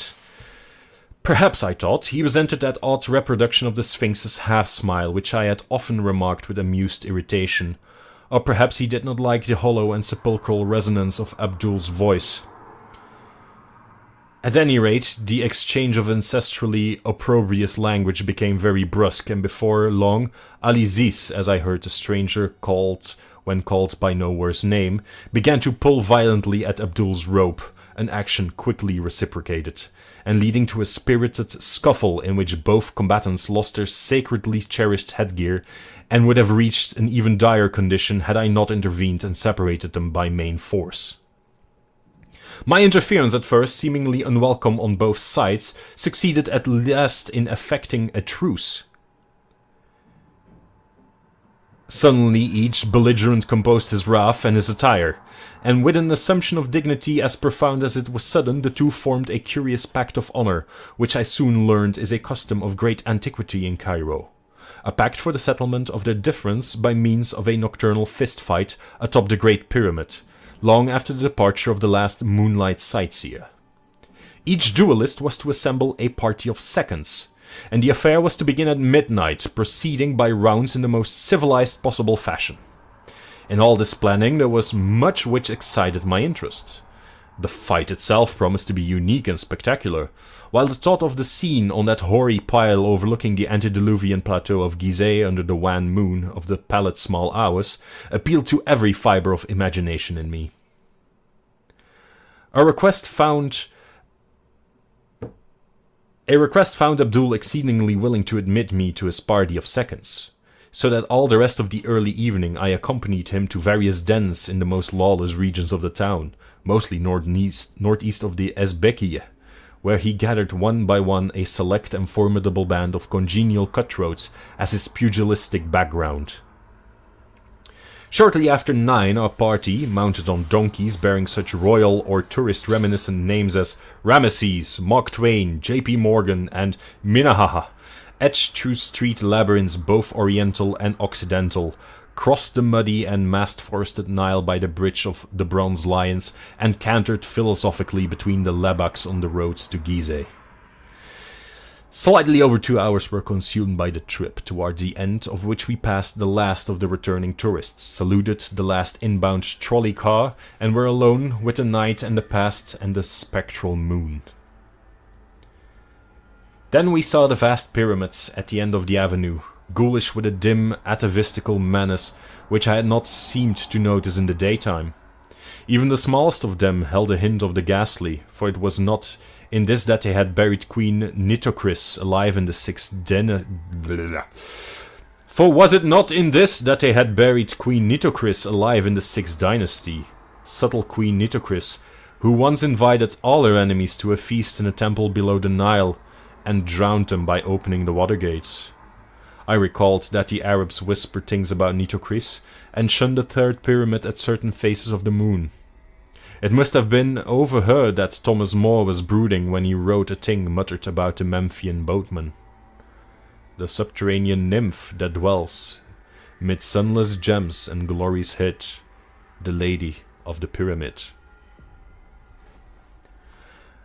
Early as we were, Aliziz and his party were ahead of us, for we saw their donkeys outlined against the desert plateau of Kafr al-Haram, towards which squalid Arab settlement, close to the Sphinx, we had diverged instead of following the regular road to the Mena house, where some of the sleepy, inefficient police might have observed and halted us. Here, where filthy Bedouin... Jesus, what does this guy have against Bedouins? Here, where filthy Bedouins stabled camels and donkeys in the rock tombs of Khepran's courtiers, we were led up the rocks and over the sand to the Great Pyramid, up whose time-worn sides the Arabs swarmed eagerly, Abdul Rais offering me the assistance I did not need. Harry Houdini doesn't need assistance. Harry Houdini smash! I'm sorry. Harry Houdini is so fucking full of himself. Lovecraft is also just Lovecrafting. Yeah, he's very racist at this point. It's amazing how racist he is. As most travelers know, the actual apex of the structure has long been worn away, leaving a reasonably flat platform 12 yards square.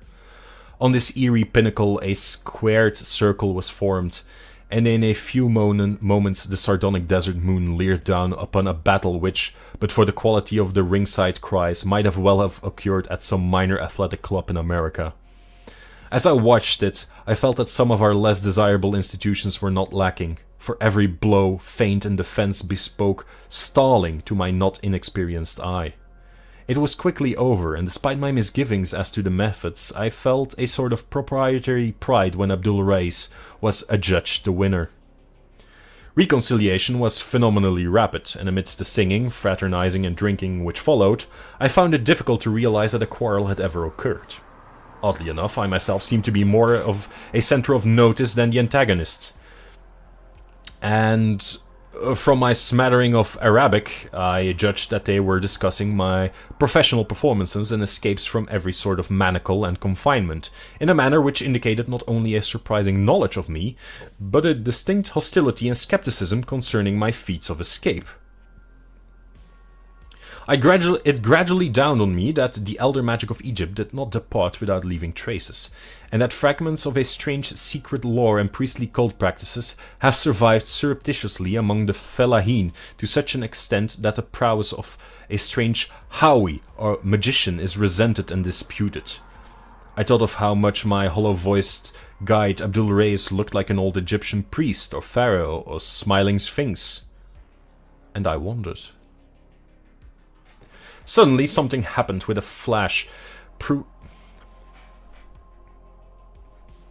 Suddenly something happened which in a flash proved the correctness of my reflections and made me curse the denseness whereby I had accepted this night's events as other than the empty and malicious frame-up they now shewed themselves to be.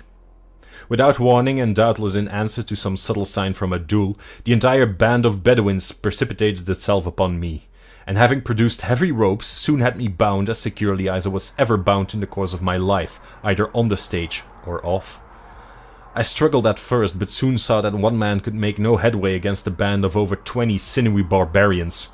My hands were tied behind my back, my knees bent to their fullest extent, and my wrists and ankles stoutly linked together with unyielding cords. A stifling gag was forced into my mouth. Chad Houdini. A stifling gag was forced into my mouth, and a blindfold fastened tightly over my eyes.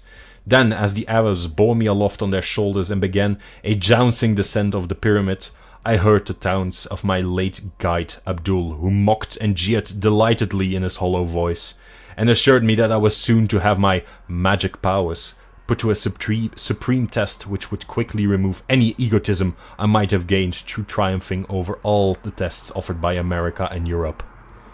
Egypt, he reminded me, is very old, and full of inner mysteries and antique powers not ever...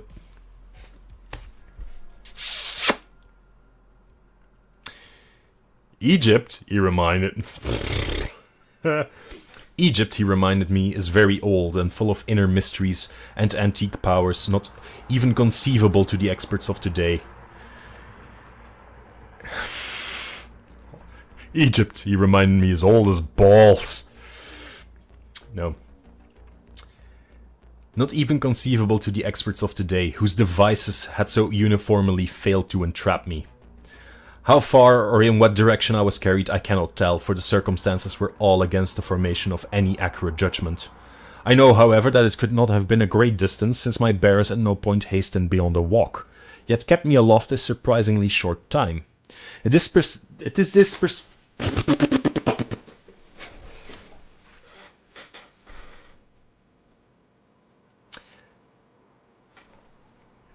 I'm gonna drink a bit.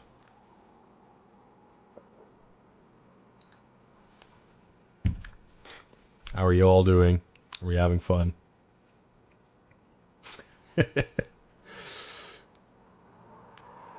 Drink a bit, slow down a bit. All is good. All is well. That's true.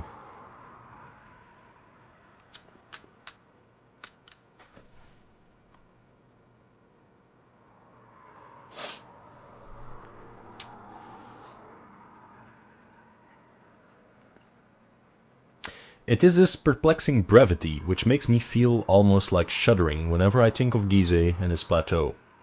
For one is oppressed by hints of the closeness to everyday tourist roads, of what existed then and must exist still. Reading Lovecraft out loud is a full bloody workout. Damn, ain't that the truth? That's what I feel.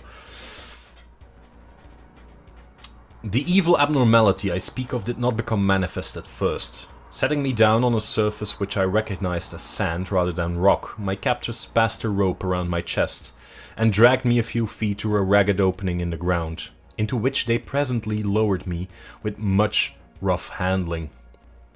For apparent eons I bumped against the stony, irregular sides of the narrow-hewn well, which I took to be one of the numerous burial shafts of the plateau, until the prodigious, almost incredible depth of it robbed me of all basis of conjecture.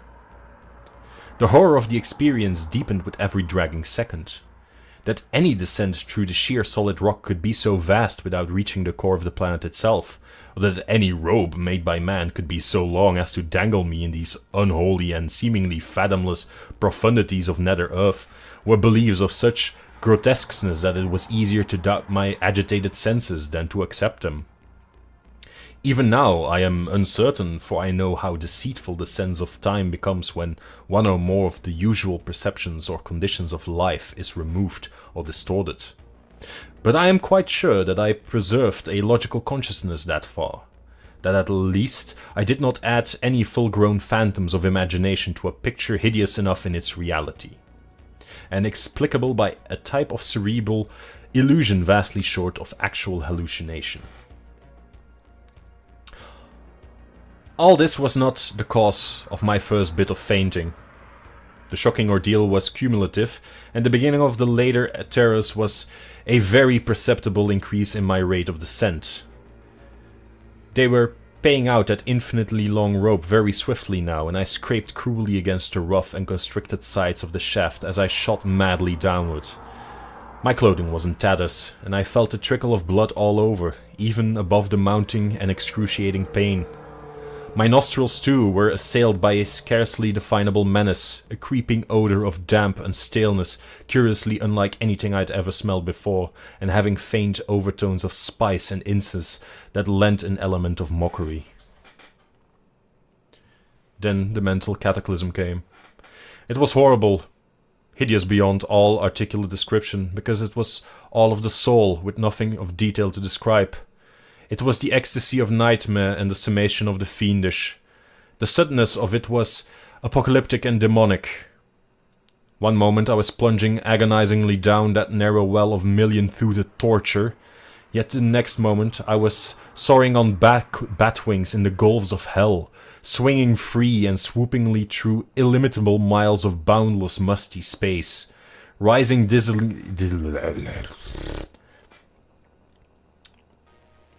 Swinging free and swoopingly through illimitable miles of boundless musty space, rising dizzily to measureless pinnacles of chilling ether, then diving gaspingly to sucking nadirs of ravenous, nauseous lower vacua.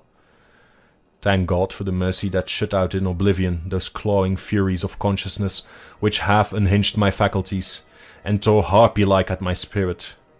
That one respite, short as it was, gave me the strength and sanity to endure those still greater sublimations of cosmic pain that lurked and gibbered on the road ahead.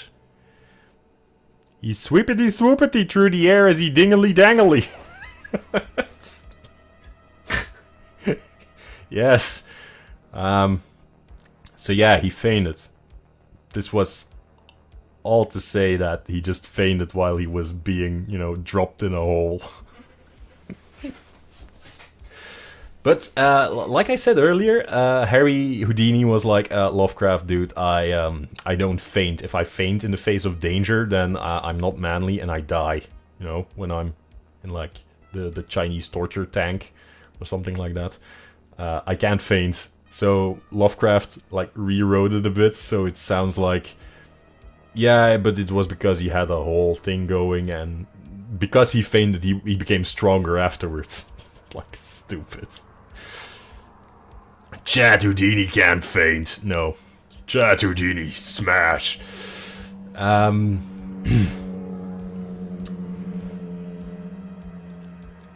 He too manly to sweepity swoop. It was very gradually that I regained my senses after that eldritch flight through Stygian space. The process was infinitely painful and colored by fantastic dreams, in which my bound and gagged condition found singular embodiment. The precise nature of these dreams was very clear while I was experiencing them, but became blurred in my recollection almost immediately afterward, and was soon reduced to the merest outline by the terrible events, real or imaginary, which followed. I dreamt that I was in the grasp of a great and horrible paw, a yellow, hairy, five-clawed paw which had reached out of the earth to crush and engulf me. And when I stopped to reflect what the paw was, it seemed to me that it was Egypt. In the dream I looked back at the events of the preceding weeks and saw myself lured and enmeshed little by little, subtly and insidiously by some hellish ghoul spirit of the Elder Nile sorcery. Some spirit that was in Egypt before ever man was, and that will be when man is no more. I saw the horror and unwholesome antiquity of Egypt, and the grisly alliance it has always had with the tombs and temples of the dead. I saw phantom processions of priests with the heads of bulls, falcons, cats and ibises. Phantom processions marching interminably through subterraneous labyrinths and avenues of titanic propylae, beside which a man is a fly, and offering unnameable sacrifices to indescribable gods. Stone colossi marched in endless night and drove herds of grinning androsphinxes down to the shores of illimitable, stagnant rivers of pitch, and behind it all, I saw the ineffable malignity of primordial necromancy, black and amorphous, and fumbling greedily after me in the darkness to choke out the spirit that had dared mock it by emulation. In my sleeping brain there took shape a melodrama of sinister hatred and pursuit, and I saw the black soul of Egypt singling me out and calling me in inaudible whispers, calling and luring me, leading me on with the glitter and glamour of a Saracenic surface, but ever pulling me down to the age-mad catacombs and horrors of its dead and abysmal pharaonic heart. Then the dream faces took on a human resemblance, and I saw my guide Abdul Reis in the robes of a king, with the sneer of the Sphinx on his features, And I knew that those features were the features of Khephren the Great, who raised the second pyramid, carved over the Sphinx's face in the likeness of his own, and built that titanic gateway temple whose myriad corridors the archaeologists think they have dug out of the cryptical sand and the uninformative rock. And I looked at the long, lean, rigid hand of Khephren, the long, lean, rigid hand as I had seen it on the diorite statue in the Cairo Museum, the statue they had found in the terrible Gateway Temple, and wondered that I had not shrieked when I saw it on Abdul Reis. That hand, it was hideously cold, and it was crushing me. It was the cold and cramping of the sarcophagus, the chill and constriction of unrememberable Egypt. It was nighted necropolitan Egypt itself, that yellow paw, and they whisper such things of Khephren.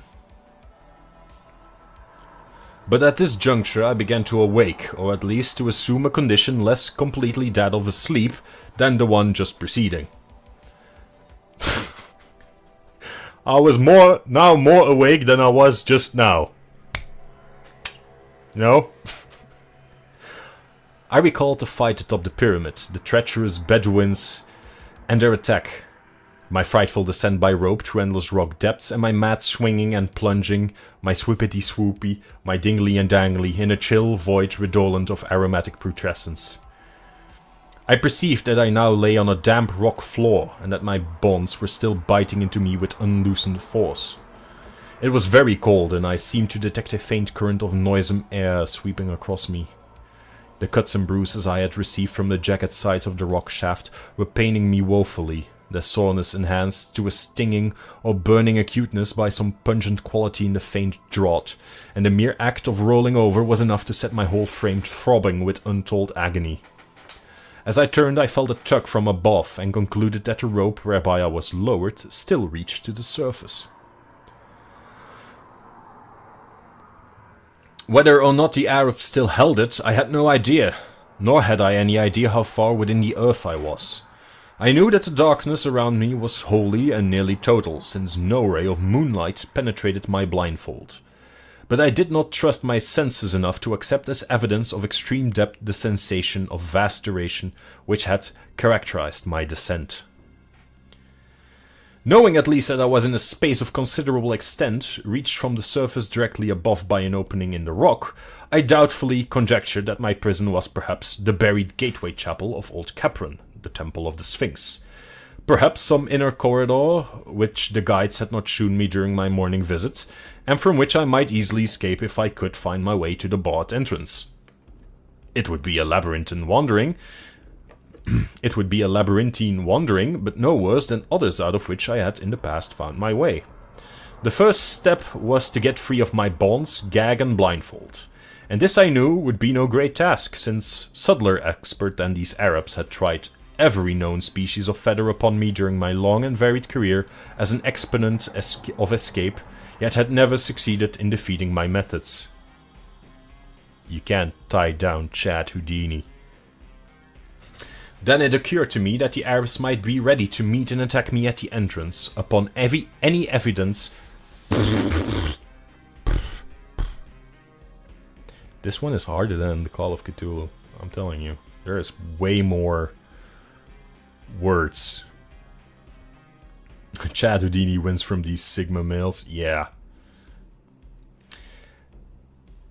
Then it occurred to me that the Arabs might be ready to meet and attack me at the entrance upon any evidence of my probable escape from these binding cords, as would be furnished by any decided agitation of the rope which they probably still held.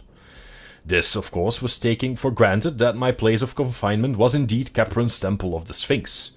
The direct opening in the roof, wherever it might look, could not be beyond easy reach of the ordinary modern entrance near the Sphinx, if in truth it were any great distance at all on the surface, since the total area known to visitors is not all that enormous.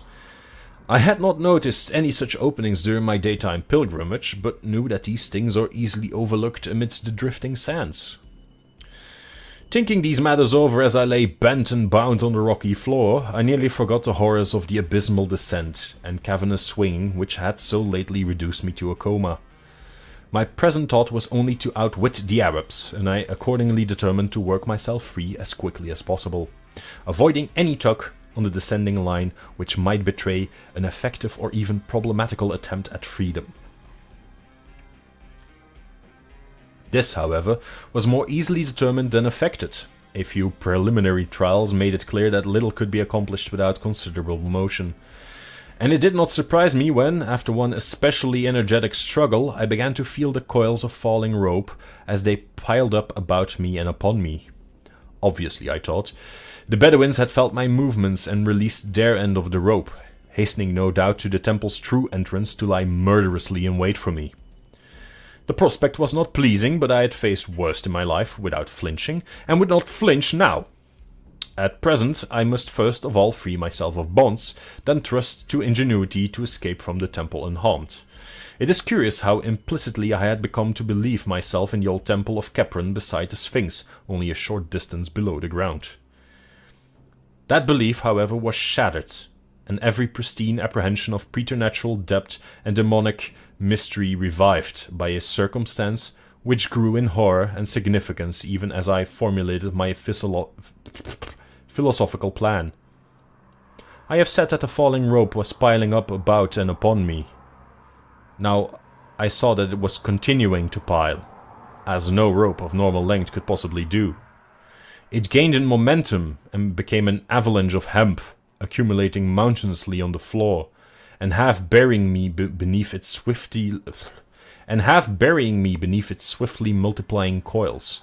Soon I was completely engulfed and gasping for breath as the increasing convolutions submerged and stifled me. My senses tottered again, and I vainly tried to fight off a menace desperate and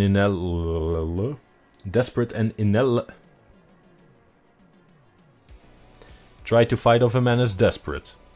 It was not merely that I was tortured beyond human endurance, not merely that life and breath seemed to be crushed slowly out of me. It was the knowledge of what those unnatural lengths of rope implied, and the consciousness of what unknown and incalculable gulfs of inner earth must at this moment be surrounding me. My endless descent and swinging flight through goblin space then must have been real, and even now I must be lying helpless in some nameless cavern world toward the core of the planet. Such a sudden confirmation of ultimate horror was insupportable, and a second time I lapsed into merciful oblivion. When I say oblivion, I do not imply that I was free from dreams. On the contrary, my absence from the conscious world was marked by visions of the most unutterable hideousness. God, if only I had not read so much Egyptology before coming to this land, which is the fountain of all darkness and terror. You heard it here first, people. Egypt, the fountain of all darkness and terror.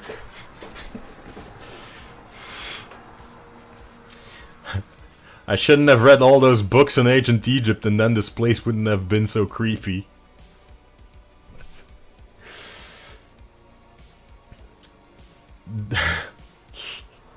This second spell of fainting filled my sleeping mind anew with shivering realization of the country and its archaic secrets. And through some damnable chance my dreams turned to the ancient notions of the dead and their sojournings in soul and body beyond those mysterious tombs which were more houses than graves. I recalled in dream shapes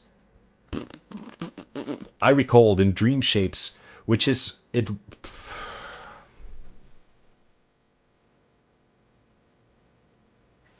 I recalled in dream shapes which it is well that I do not remember the peculiar and elaborate construction of Egyptian sepulchres. No, I'm not. This is a really hard text. This is just also some of these sentences are horrible. Like I have like paragraphs of text that are one fucking sentence.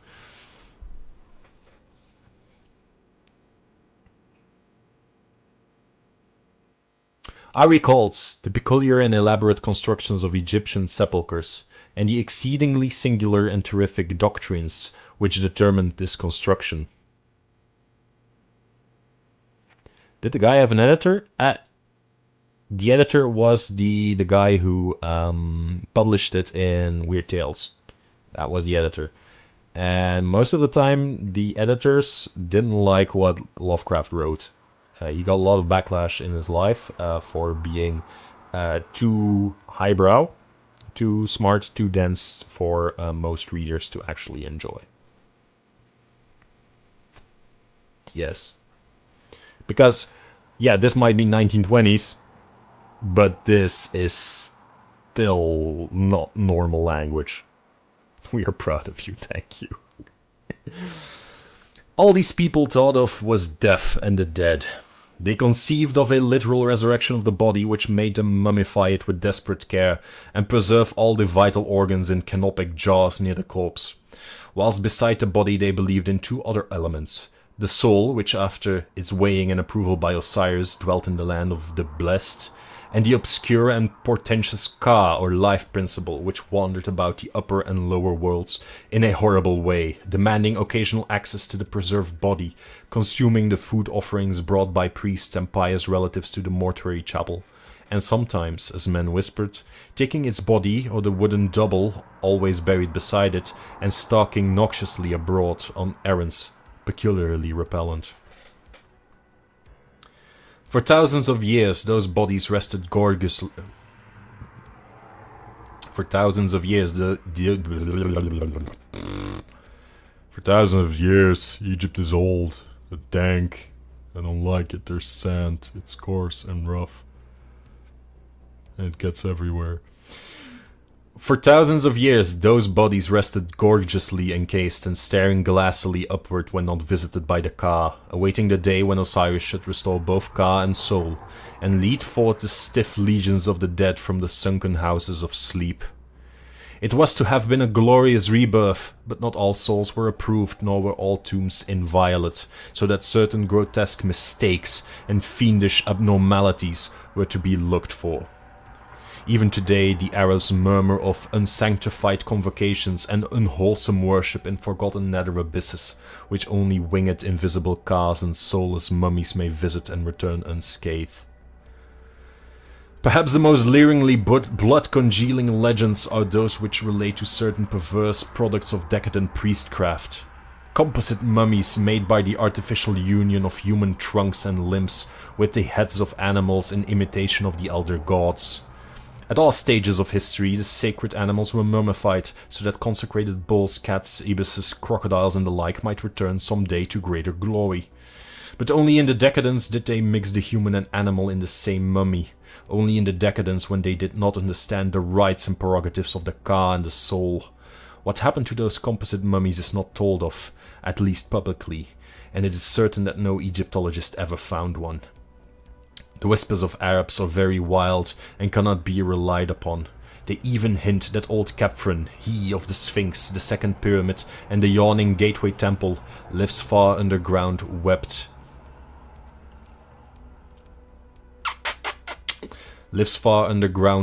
to the ghoul queen Nitocris, and ruling over the mummies that are neither man nor beast. It was of these, of Khephren and his consort, and his strange armies of the hybrid dead, that I dreamt, and that is why I am glad the exact dream shapes have faded from my memory. My most horrible vision was connected with an idle question I had asked myself the day before, when looking at the great carven riddle of the desert, and wondering with what unknown depths temples so close to it might be secretly connected. That question, so innocent and whimsical then, assumed in my dream a meaning of frenetic and hysterical madness. What huge and loathsome abnormality was the Sphinx originally carven to represent? My second awakening, if awakening it was, is a memory of stark hideousness with nothing else in my life, save one thing which came after, can parallel. And that life has been full and adventurous beyond most men's.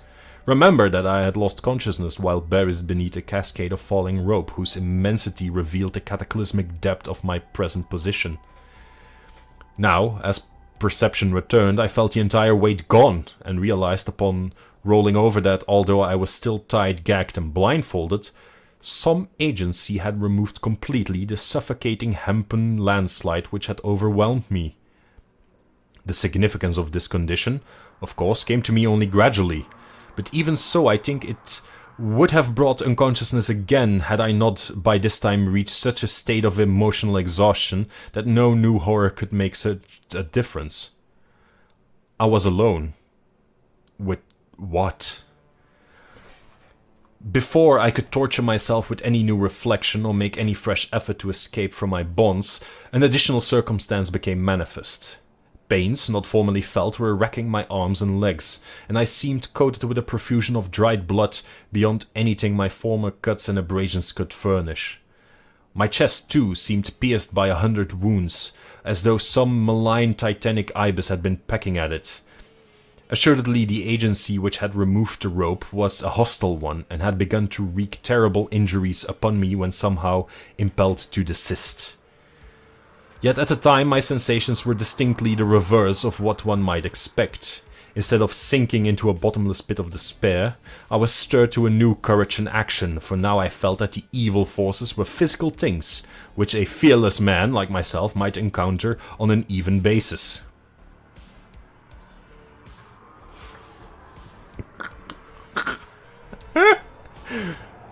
Harry, you ass. It's weird that Lovecraft wrote this and Harry Houdini was like, yeah, this is me. This is totally me. I am an ass like this. On the strength of this thought, I tugged again at my bonds and used all the art of a lifetime to free myself, as I had so often done amidst the glare of lights and the applause of vast crowds. The familiar details of my escaping process commenced to engross me, and now that the long rope was gone, I half regained my belief that the supreme horrors were hallucinations after all, and that there had never been any terrible shaft, measureless abyss, or interminable rope. Was I after all in the gateway temple of Capron beside the Sphinx, and had the sneaking Arabs stolen in to torture me as I lay helplessly here? At any rate, I must be free. Let me stand up unbound, ungagged, and with eyes open to catch any glimmer of light which might come trickling from any source, and I could actually delight in the combat against evil and treacherous foes. How long I took in shaking off my encumbrances I cannot tell. It must have been longer than in my exhibition performances, because I was wounded, exhausted, and enervated by the experiences I had passed through. When I was finally free, and taking deep breaths of a chill, damp, evilly spiced air, all the more horrible when encountered without a screen of gag and blindfold edges, I found that I was too cramped and fatigued to move at once. I'm sorry. There I lay, trying to stretch a frame bent and mangled for an indefinite period, and straining my eyes to catch a glimpse of some ray of light which would have given a hint as to my position. By degrees my strength and flexibility returned, but my eyes beheld nothing. As I staggered to my feet, I peered diligently in every direction, yet met only an ebony blackness as great as that I had known when blindfolded. I tried my legs, blood encrusted beneath my shredded trousers, and found that I could walk. Mein Führer! I can walk! Sorry, just I had... People who have seen Dr. Strangelove know that reference. I can walk! I'm getting tired, I'm sorry. Actually, I should, you know, break up the story in smaller parts and just give a commentary, because, yeah, it's...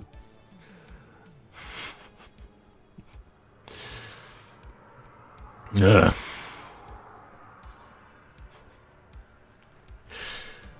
I tried my legs, blood encrusted beneath my shredded trousers, and found that I could walk, yet could not decide in what direction to go.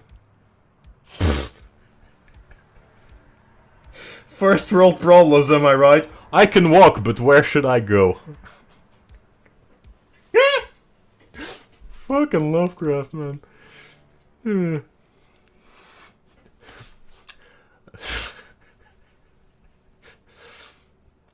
Obviously, I ought not to walk at random. I'm sorry, I'm losing it.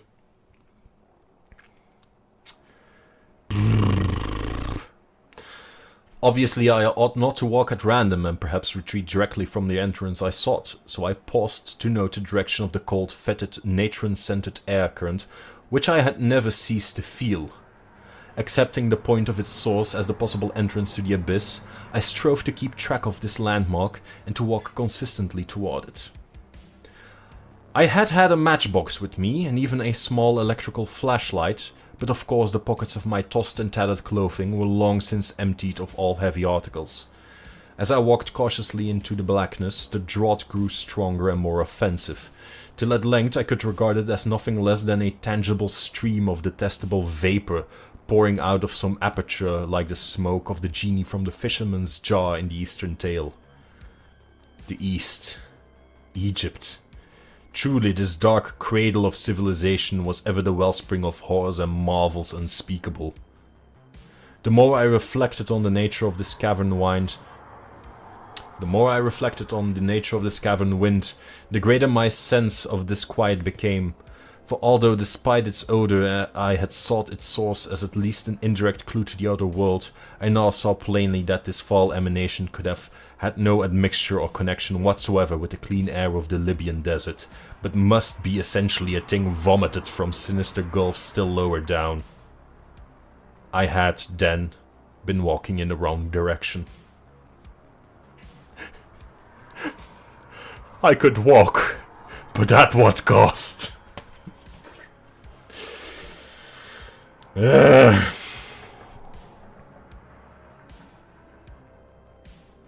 They already had Sherlock back then, right? Nobody said no shit. Sherlock had some of these lines. Yeah, you would be able to think that, like, dude, what? This is really. Also, the twist in this story you're gonna see coming from like miles away. Arthur Conan Doyle is a personal friend of Houdini. Yeah, that's true. Which is kind of funny. No, it isn't. Because Sherlock Holmes is also a staunch opponent of spiritualists and stuff like that, so...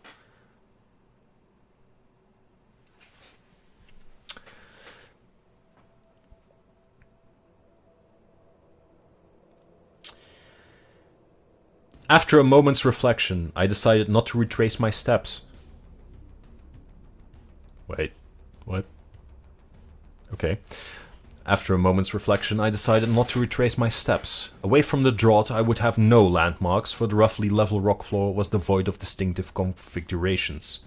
If, however, I followed up the strange current, I would undoubtedly arrive at an aperture of some sort, from whose gate I could perhaps work round the walls to the opposite side of this cyclopean and otherwise unnavigable hall.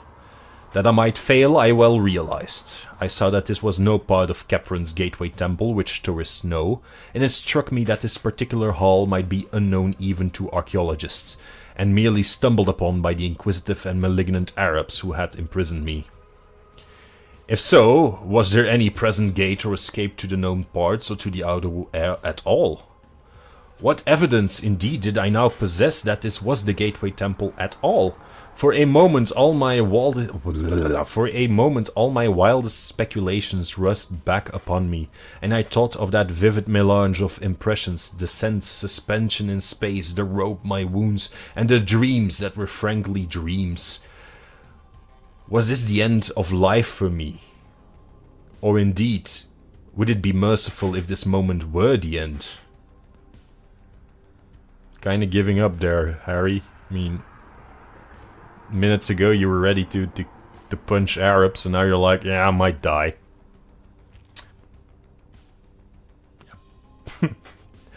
I could answer none of my own questions.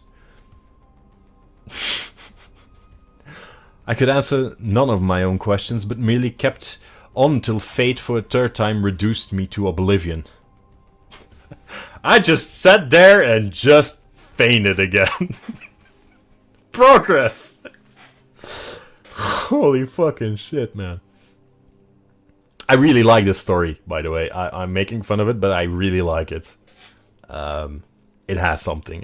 It has something. It's really creepy if you think about it. I'm making fun of it right now, but if you really think about the situation, it is quite weird. Like, getting dropped in a hole and by a rope, and then that rope is just piling up next to you, and you're like, holy shit, how long is that rope?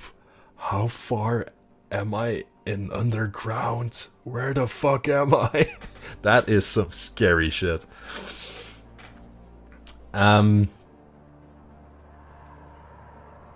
This time, there were no dreams, for the suddenness of the incident shocked me out of all thought, either conscious or subconscious. Tripping on an unexpected descending step at a point where the offensive draught became strong enough to offer an actual physical resistance, I was precipitated headlong down a black flight of huge stone stairs into a gulf of hideousness unrelieved. That I ever breathed again is a tribute to the inherent... He just fell down some stairs. He just fell downstairs. Oh my God. I am Houdini. Whoops. Oh my God. That I ever breathed again is a tribute to the inherent vitality of the healthy human organism. Often I look back to that... The healthy human organism that I am, being Harry Houdini. Often I look back to that night and feel a touch of actual humor in those...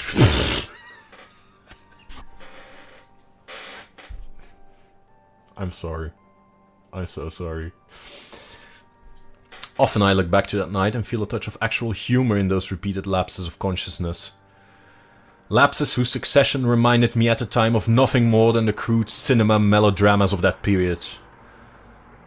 Of course, it is possible that the repeated lapses never occurred, and that all the features of that underground nightmare were merely the dreams of one long coma, which began with the shock of my descent into that abyss, and ended with the healing balm of the outer air and the rising sun, which found me stretched on the sands of Gizeh before the sardonic and dawn-flushed face of the Great Sphinx. I prefer to believe this latter explanation as much as I can, hence was glad when the police told me that the barrier to Capron's Gateway Temple had been found unfastened, and that a sizable rift to the surface did actually exist in one corner of that still buried part. I was glad too when the doctors pronounced my wounds only those to be expected from my seizure, blindfolding, lowering, struggling with bonds, falling some distance, perhaps into a depression in the temple's inner gallery, dragging myself to the outer barrier and escaping from it, and other experiences like that. A very soothing diagnosis.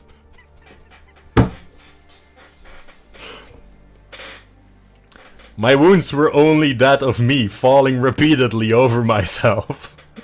Very soothing, thank you, doctor.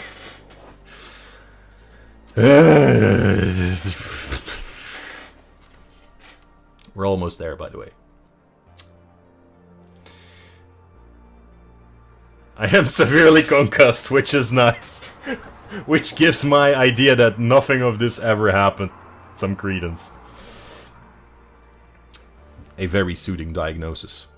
And yet I know that there must be more than appears on the surface. That extreme descent is too vivid a memory to be dismissed. And it is odd that no one has ever been able to find a man answering the description of my guide Abdul Reis El Drogman, the tomb-throated guide who looked and smiled like King Khafren. I have digressed from my connected narrative, perhaps in the vain hope of evading the telling of that final incident. That incident which of all is most certainly an hallucination. But I promise to relate it, and I do not break promises. I am a man after all. I am Harry Houdini. I am honest. I'm an American. This is not written, by the way, but... Houdini don't break promise. Houdini very trustworthy.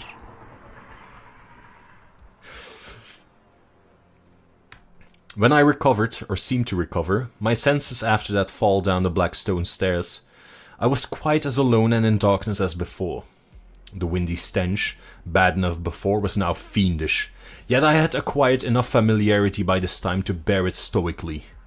Dazedly, I began to crawl away from the place whence the putrid wind came, and with my bleeding hands felt the colossal blocks of mighty pavement. Once my head struck against a hard object, and when I felt of it, I learned that it was the base of a column of unbelievable immensity, whose surface was covered with gigantic chiseled hieroglyphics very perceptible to my touch. Crawling on, I encountered other Titan columns at incomprehensible distances apart, when suddenly my attention was captured by the realization of something which must have been impinging on my subconscious hearing long before the conscious sense was aware of it.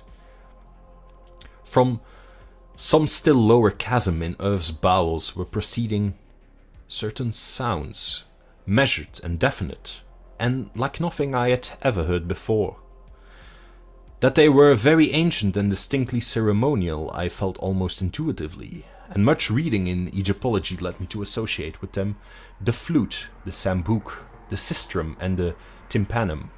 And in their rhythmic piping, droning, rattling, and beating, I felt an element of terror beyond all the known terrors of Earth, a terror peculiarly dissociated from personal fear and taking the form of a sort of objective pity for a planet, that it should hold within its depths such horrors as must lie beyond these Egypanic cacophonies. The sounds increased in volume, and I felt that they were approaching. Then, and may all the gods of all pantheons unite to keep the like from my ears again, I began to hear, faintly and afar off, the morbid and millennial tramping of the marching things. It was hideous that footfalls so dissimilar should move in such perfect rhythm. The training of unhallowed thousands of years must lie behind that march of Earth's inmost monstrosities. Padding, clicking, walking, stalking, rumbling, lumbering, crawling, and all to the abhorrent discords of those mocking instruments. And then, God keep the memory of those Arab legends out of my head, the mummies without souls, the meeting place of the wandering Kas, the hordes of the devil-cursed pharaonic dead of 40 centuries, the composite mummies led through the uttermost onyx voice by King Kephren and his ghoul queen Nitocris themselves. The tramping drew nearer. Heaven save me from the sound of those feet and paws and hooves and pads and talons as it commenced to acquire detail. Down limitless reaches of sunless pavement, a spark of light flickered in the malodorous wind, and I drew behind the enormous circumference of the cyclopic column that I might escape for a while the horror that was stalking million-footed toward me through gigantic hyposteles of inhuman dread and phobic antiquity. That was all one sentence. The flickers increased, and the tramping and dissonant rhythm grew sickeningly. The flickers increased, and the tramping and dissonant rhythm grew sickeningly loud. In the quivering orange light there stood faintly forth a scene of such stony awe that I gasped from a sheer wonder that conquered even fear and repulsion. Bases of columns whose middles were higher than human sight, mere bases of things that must each dwarf the Eiffel Tower to insignificance. Hieroglyphics carved by unthinkable hands in caverns where daylight can be only a remote legend. I would not look at the marching things, that I desperately resolved as I heard their creaking joints and nitrous wheezing above the dead music and the dead tramping. It was merciful that they did not speak, but God, their crazy torches began to cast shadows on the surface of those stupendous columns. Heaven take it away! Hippopotami should not have human hands and carry torches.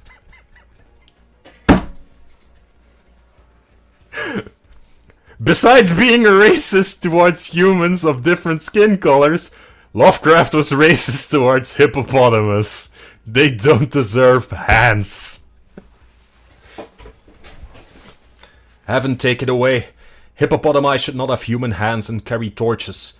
Men should not have the heads of crocodiles. I tried to turn away, but the shadows and the sounds and the stench were everywhere. Then I remembered something I used to do in half-conscious nightmares as a boy, and began to repeat to myself, "This is a dream. This is a dream!" But it was of no use, and I could only shut my eyes and pray. At least that is what I think I did, for one is never sure in visions, and I know this can have been nothing more. I wondered whether I should ever reach the world again, and at times would furtively open my eyes to see if I could discern any feature of the place other than the wind of spiced putrefaction, the topless columns, and the thaumatropically grotesque shadows of abnormal horror. The sputtering glare of multiplying torches now shone, and unless this hellish place were wholly without walls, I could not fail to see some boundary or fixed landmark soon. But I had to shut my eyes again when I realized how many of the things were assembling, and when I glimpsed a certain object walking solemnly and steadily without any body above the waist.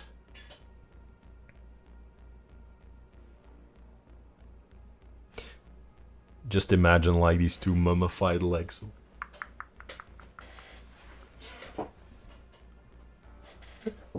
Dancing to the beat of the drums.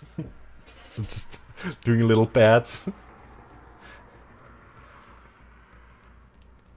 No one's dead enough not to dance.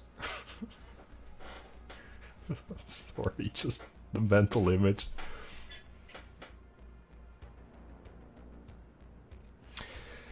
A fiendish and ululant corpse gurgle or death rattle now split the very atmosphere. The charnel atmosphere poisonous with naphtha and bitumen blasts, in one concerted chorus from the ghoulish legion of hybrid blasphemies. My eyes, perversely shaken open, gazed for an instant upon a sight which no human creature could even imagine, without panic, fear, and physical exhaustion. The things had filed ceremoniously in one direction, the direction of the noisome wind, where the light of their torches shoot their bended heads, or the bended heads of such that had heads. They were worshipping before a great black filter-belching aperture which reached up almost out of sight, and which I could see was flanked at right angles by two giant staircases whose ends were far away in shadow. One of these was indubitably the staircase I had fallen down. The dimensions of the... That's the staircase, officer. Did you get its license plate? The dimensions of the hole were fully in proportion with those of the columns. An ordinary house would have been lost in it, and any average public building could easily have been moved in and out. It was so vast a surface that only by moving the eye could one trace its boundaries. So vast, so hideously black, and so aromatically stinking.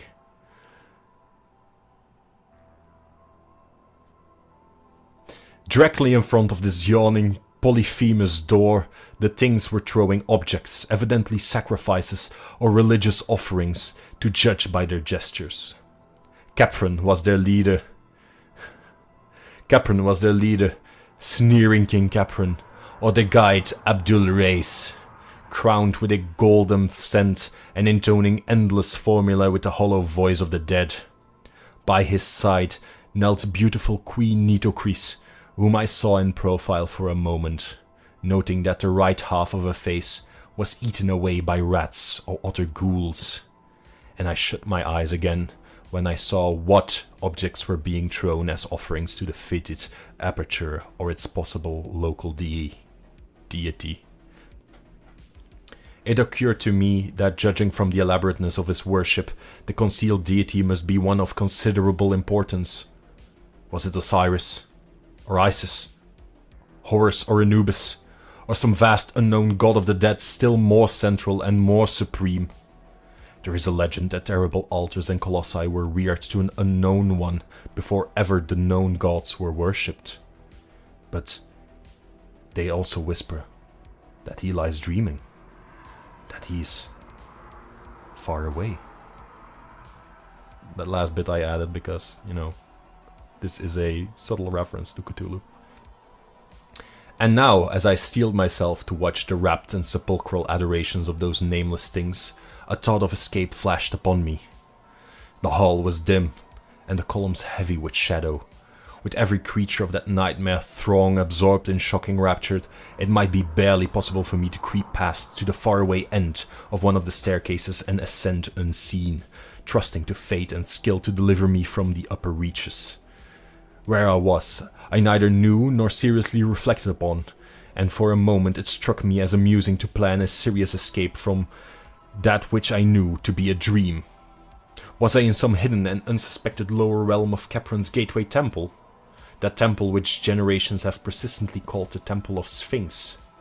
I could not conjecture, but I resolved to ascend to life and consciousness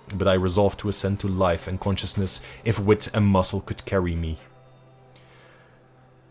Wriggling flat on my stomach, I began the anxious journey toward the foot of the left-hand staircase, which seemed the more accessible of the two. I just swatted a mosquito out of the air with my bare hands, really proud of this achievement, and wanted to state this. Now you can continue.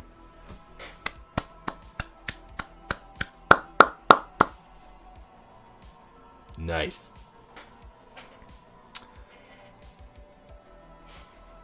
My bare hands. Wriggling flat on my stomach, I began the anxious journey toward the foot of the left-hand staircase, which seemed the more accessible of the two. I cannot describe the incidents and sensations of that crawl, but they may be guessed when one reflects on what I had to watch steadily in that malign, wind-blown torchlight in order to avoid detection. The bottom of the staircase was, as I have said, far away in shadow, as it had to be to rise without a bend to the dizzy parapeted landing above the titanic aperture. This placed the last stages of my crawl at some distance from the noisome herd, though the spectacle chilled me even when quite remote at my right. At length I succeeded in reaching the steps and began to climb, keeping close to the wall, on which I observed decorations of the most hideous sort, and relying for safety on the absorbed ecstatic interest with which the monstrosities watched the foul-breezed aperture and the impious objects of nourishment they had flung on the pavement before it. Though the staircase was huge and steep, fashioned of vast porphyry blocks, as if for the feet of a giant, the ascent seemed virtually interminable. Dread of discovery and the pain which renewed exercise had brought to my wounds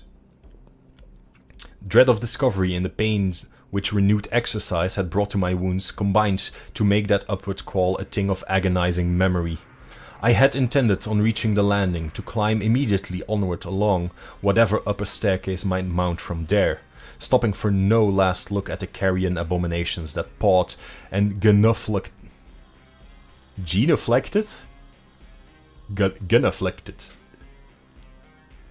I don't know what this word means. I don't know how to pronounce it. Genuflected some 70 or 80 feet below, yet a sudden repetition of that thunderous corpse gurgle and death rattle chorus, coming as I had nearly gained to the top of the flight, and shewing by its ceremonial rhythm that it was not an alarm of my discovery, caused me to pause and peer cautiously over the parapet.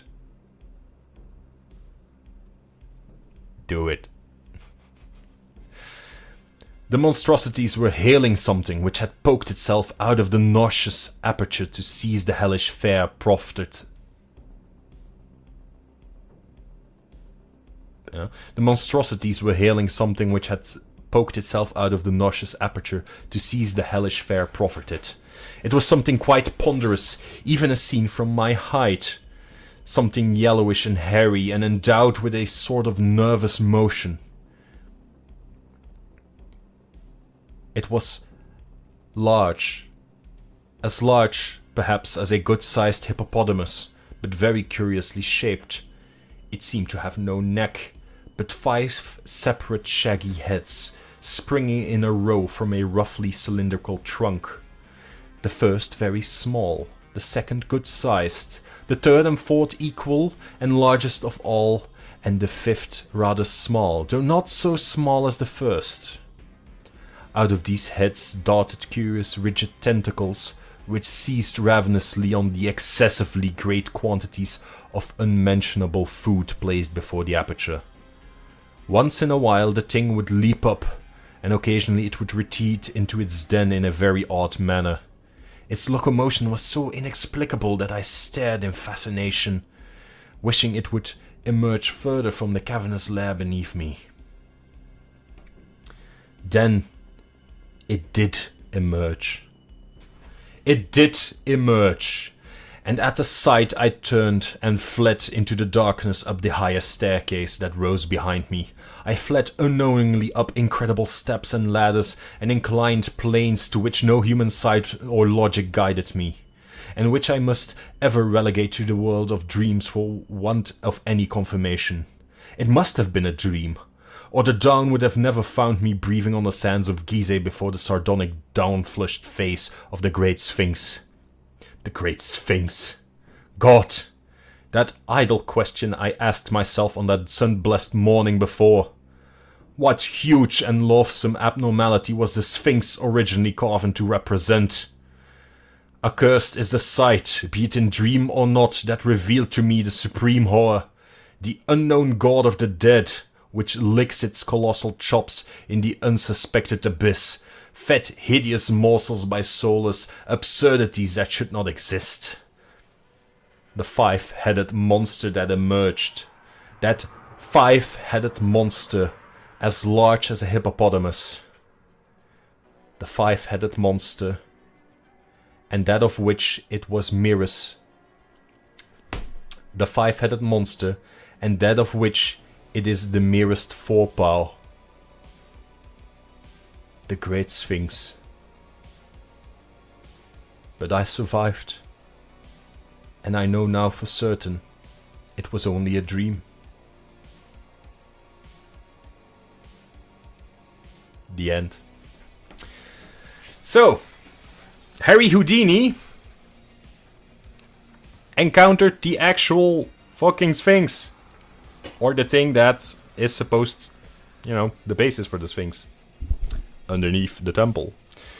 Fed and worshipped by an army of ghouls. Houdini is a tool, yes, also.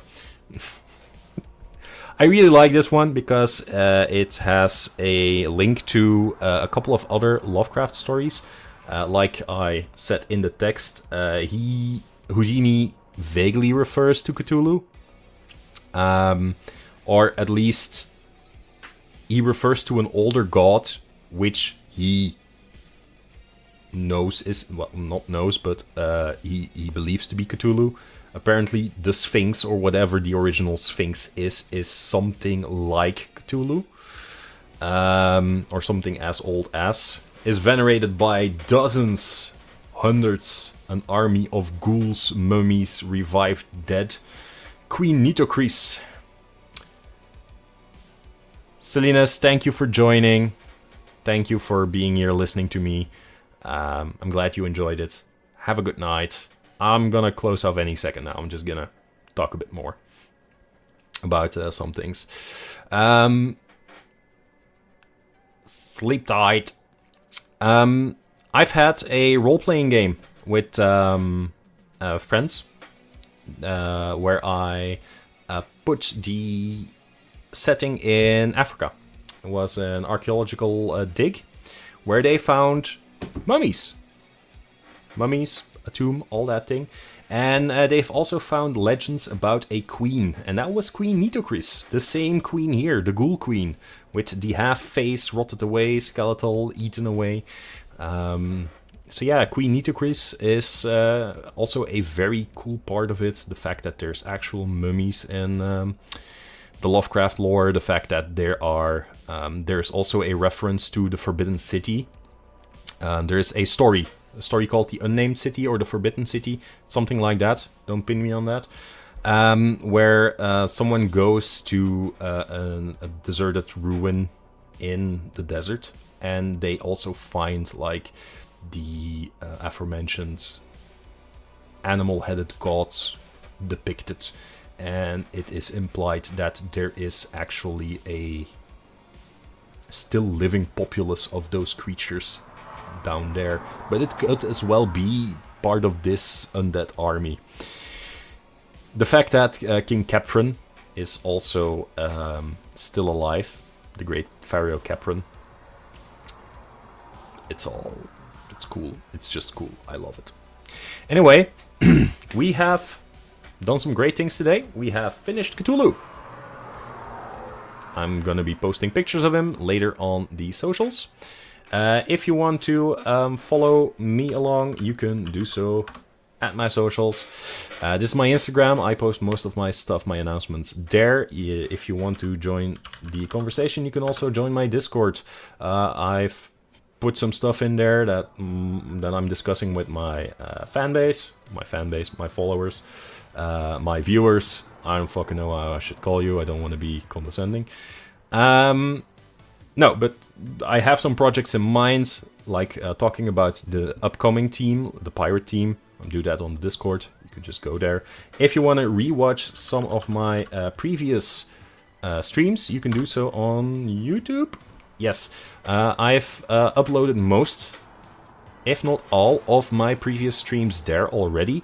I've edited some down. Especially the reading of the Call of Cthulhu, so if you want, you can go and listen to that over there. I did not stumble up over my words that often in the Call of Cthulhu, but I still did, and I was able to edit out some of them. Here I'm gonna have my work cut out for me, and I think about just doing the whole, reading again, but when I'm not tired. When it's not late, when I, edited the text down to some, manageable chunks, and I can actually put in notes like how I should read it. So I'm probably gonna give the same treatment to this story. I'm gonna generate some images with Midjourney. I'm gonna post that over it. I'm gonna put some that narration over it, and then, you can just enjoy it as part of an audiobook.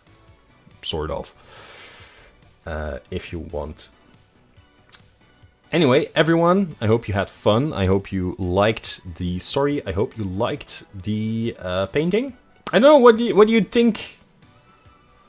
I want your opinions. What do you think? What did you think of Under the Pyramids?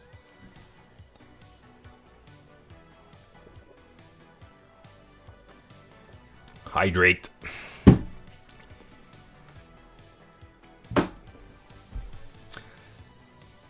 I like it, but I'm also one of those... I was one of those kids who really liked Egypt. Still like Egypt, the whole myth. I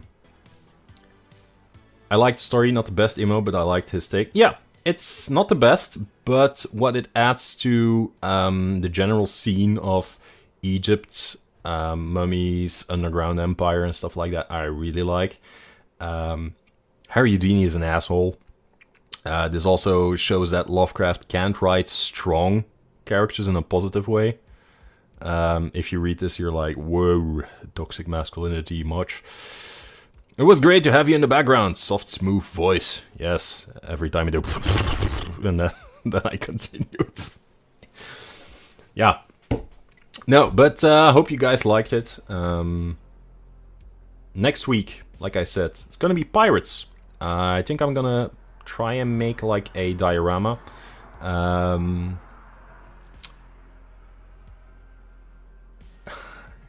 I like the part where he genuflected down the stairs. Yeah, I'm just gonna see, because I saw that genuflect to bend the knee to... Oh, okay. Genuflect. Genuflect. Yeah, genuflect. Okay. Ah, yeah, genou. Genou is French. Is your knee genuflect? Okay, I get it. To flex means to bend. Genuflex. Smart! No, I'm not. This is some sort of eureka moment, and I guess most of you guys... Weird flex, but okay. Shush you! It's a genuflex. No, anyway, I had fun. I'm really excited about some of the miniatures that I'm gonna use next time. I'm also really excited about... I think I told that already, but the modeler who modeled Diablo and Tyrael has added a Lilith model. And I'm really excited about that one, because that Lilith model looks amazing. If you join the Discord, you can also see it there. I've posted a picture there, but I'm definitely going to be painting that one as well, because it really looks nice. Yeah, guys, that's it for tonight. I hope you had fun, and I hope to see you next time. Yeah. I'm sorry. It's just... that story, there's so many parts where you can be like, okay, wait. This guy's retarded. Guys, have fun. Have a good night. Thank you all so much for coming down and spent the evening with me. Thanks for listening. Thanks for watching. And Mein Führer, I can walk in any random direction, but I shouldn't. Guys, see ya.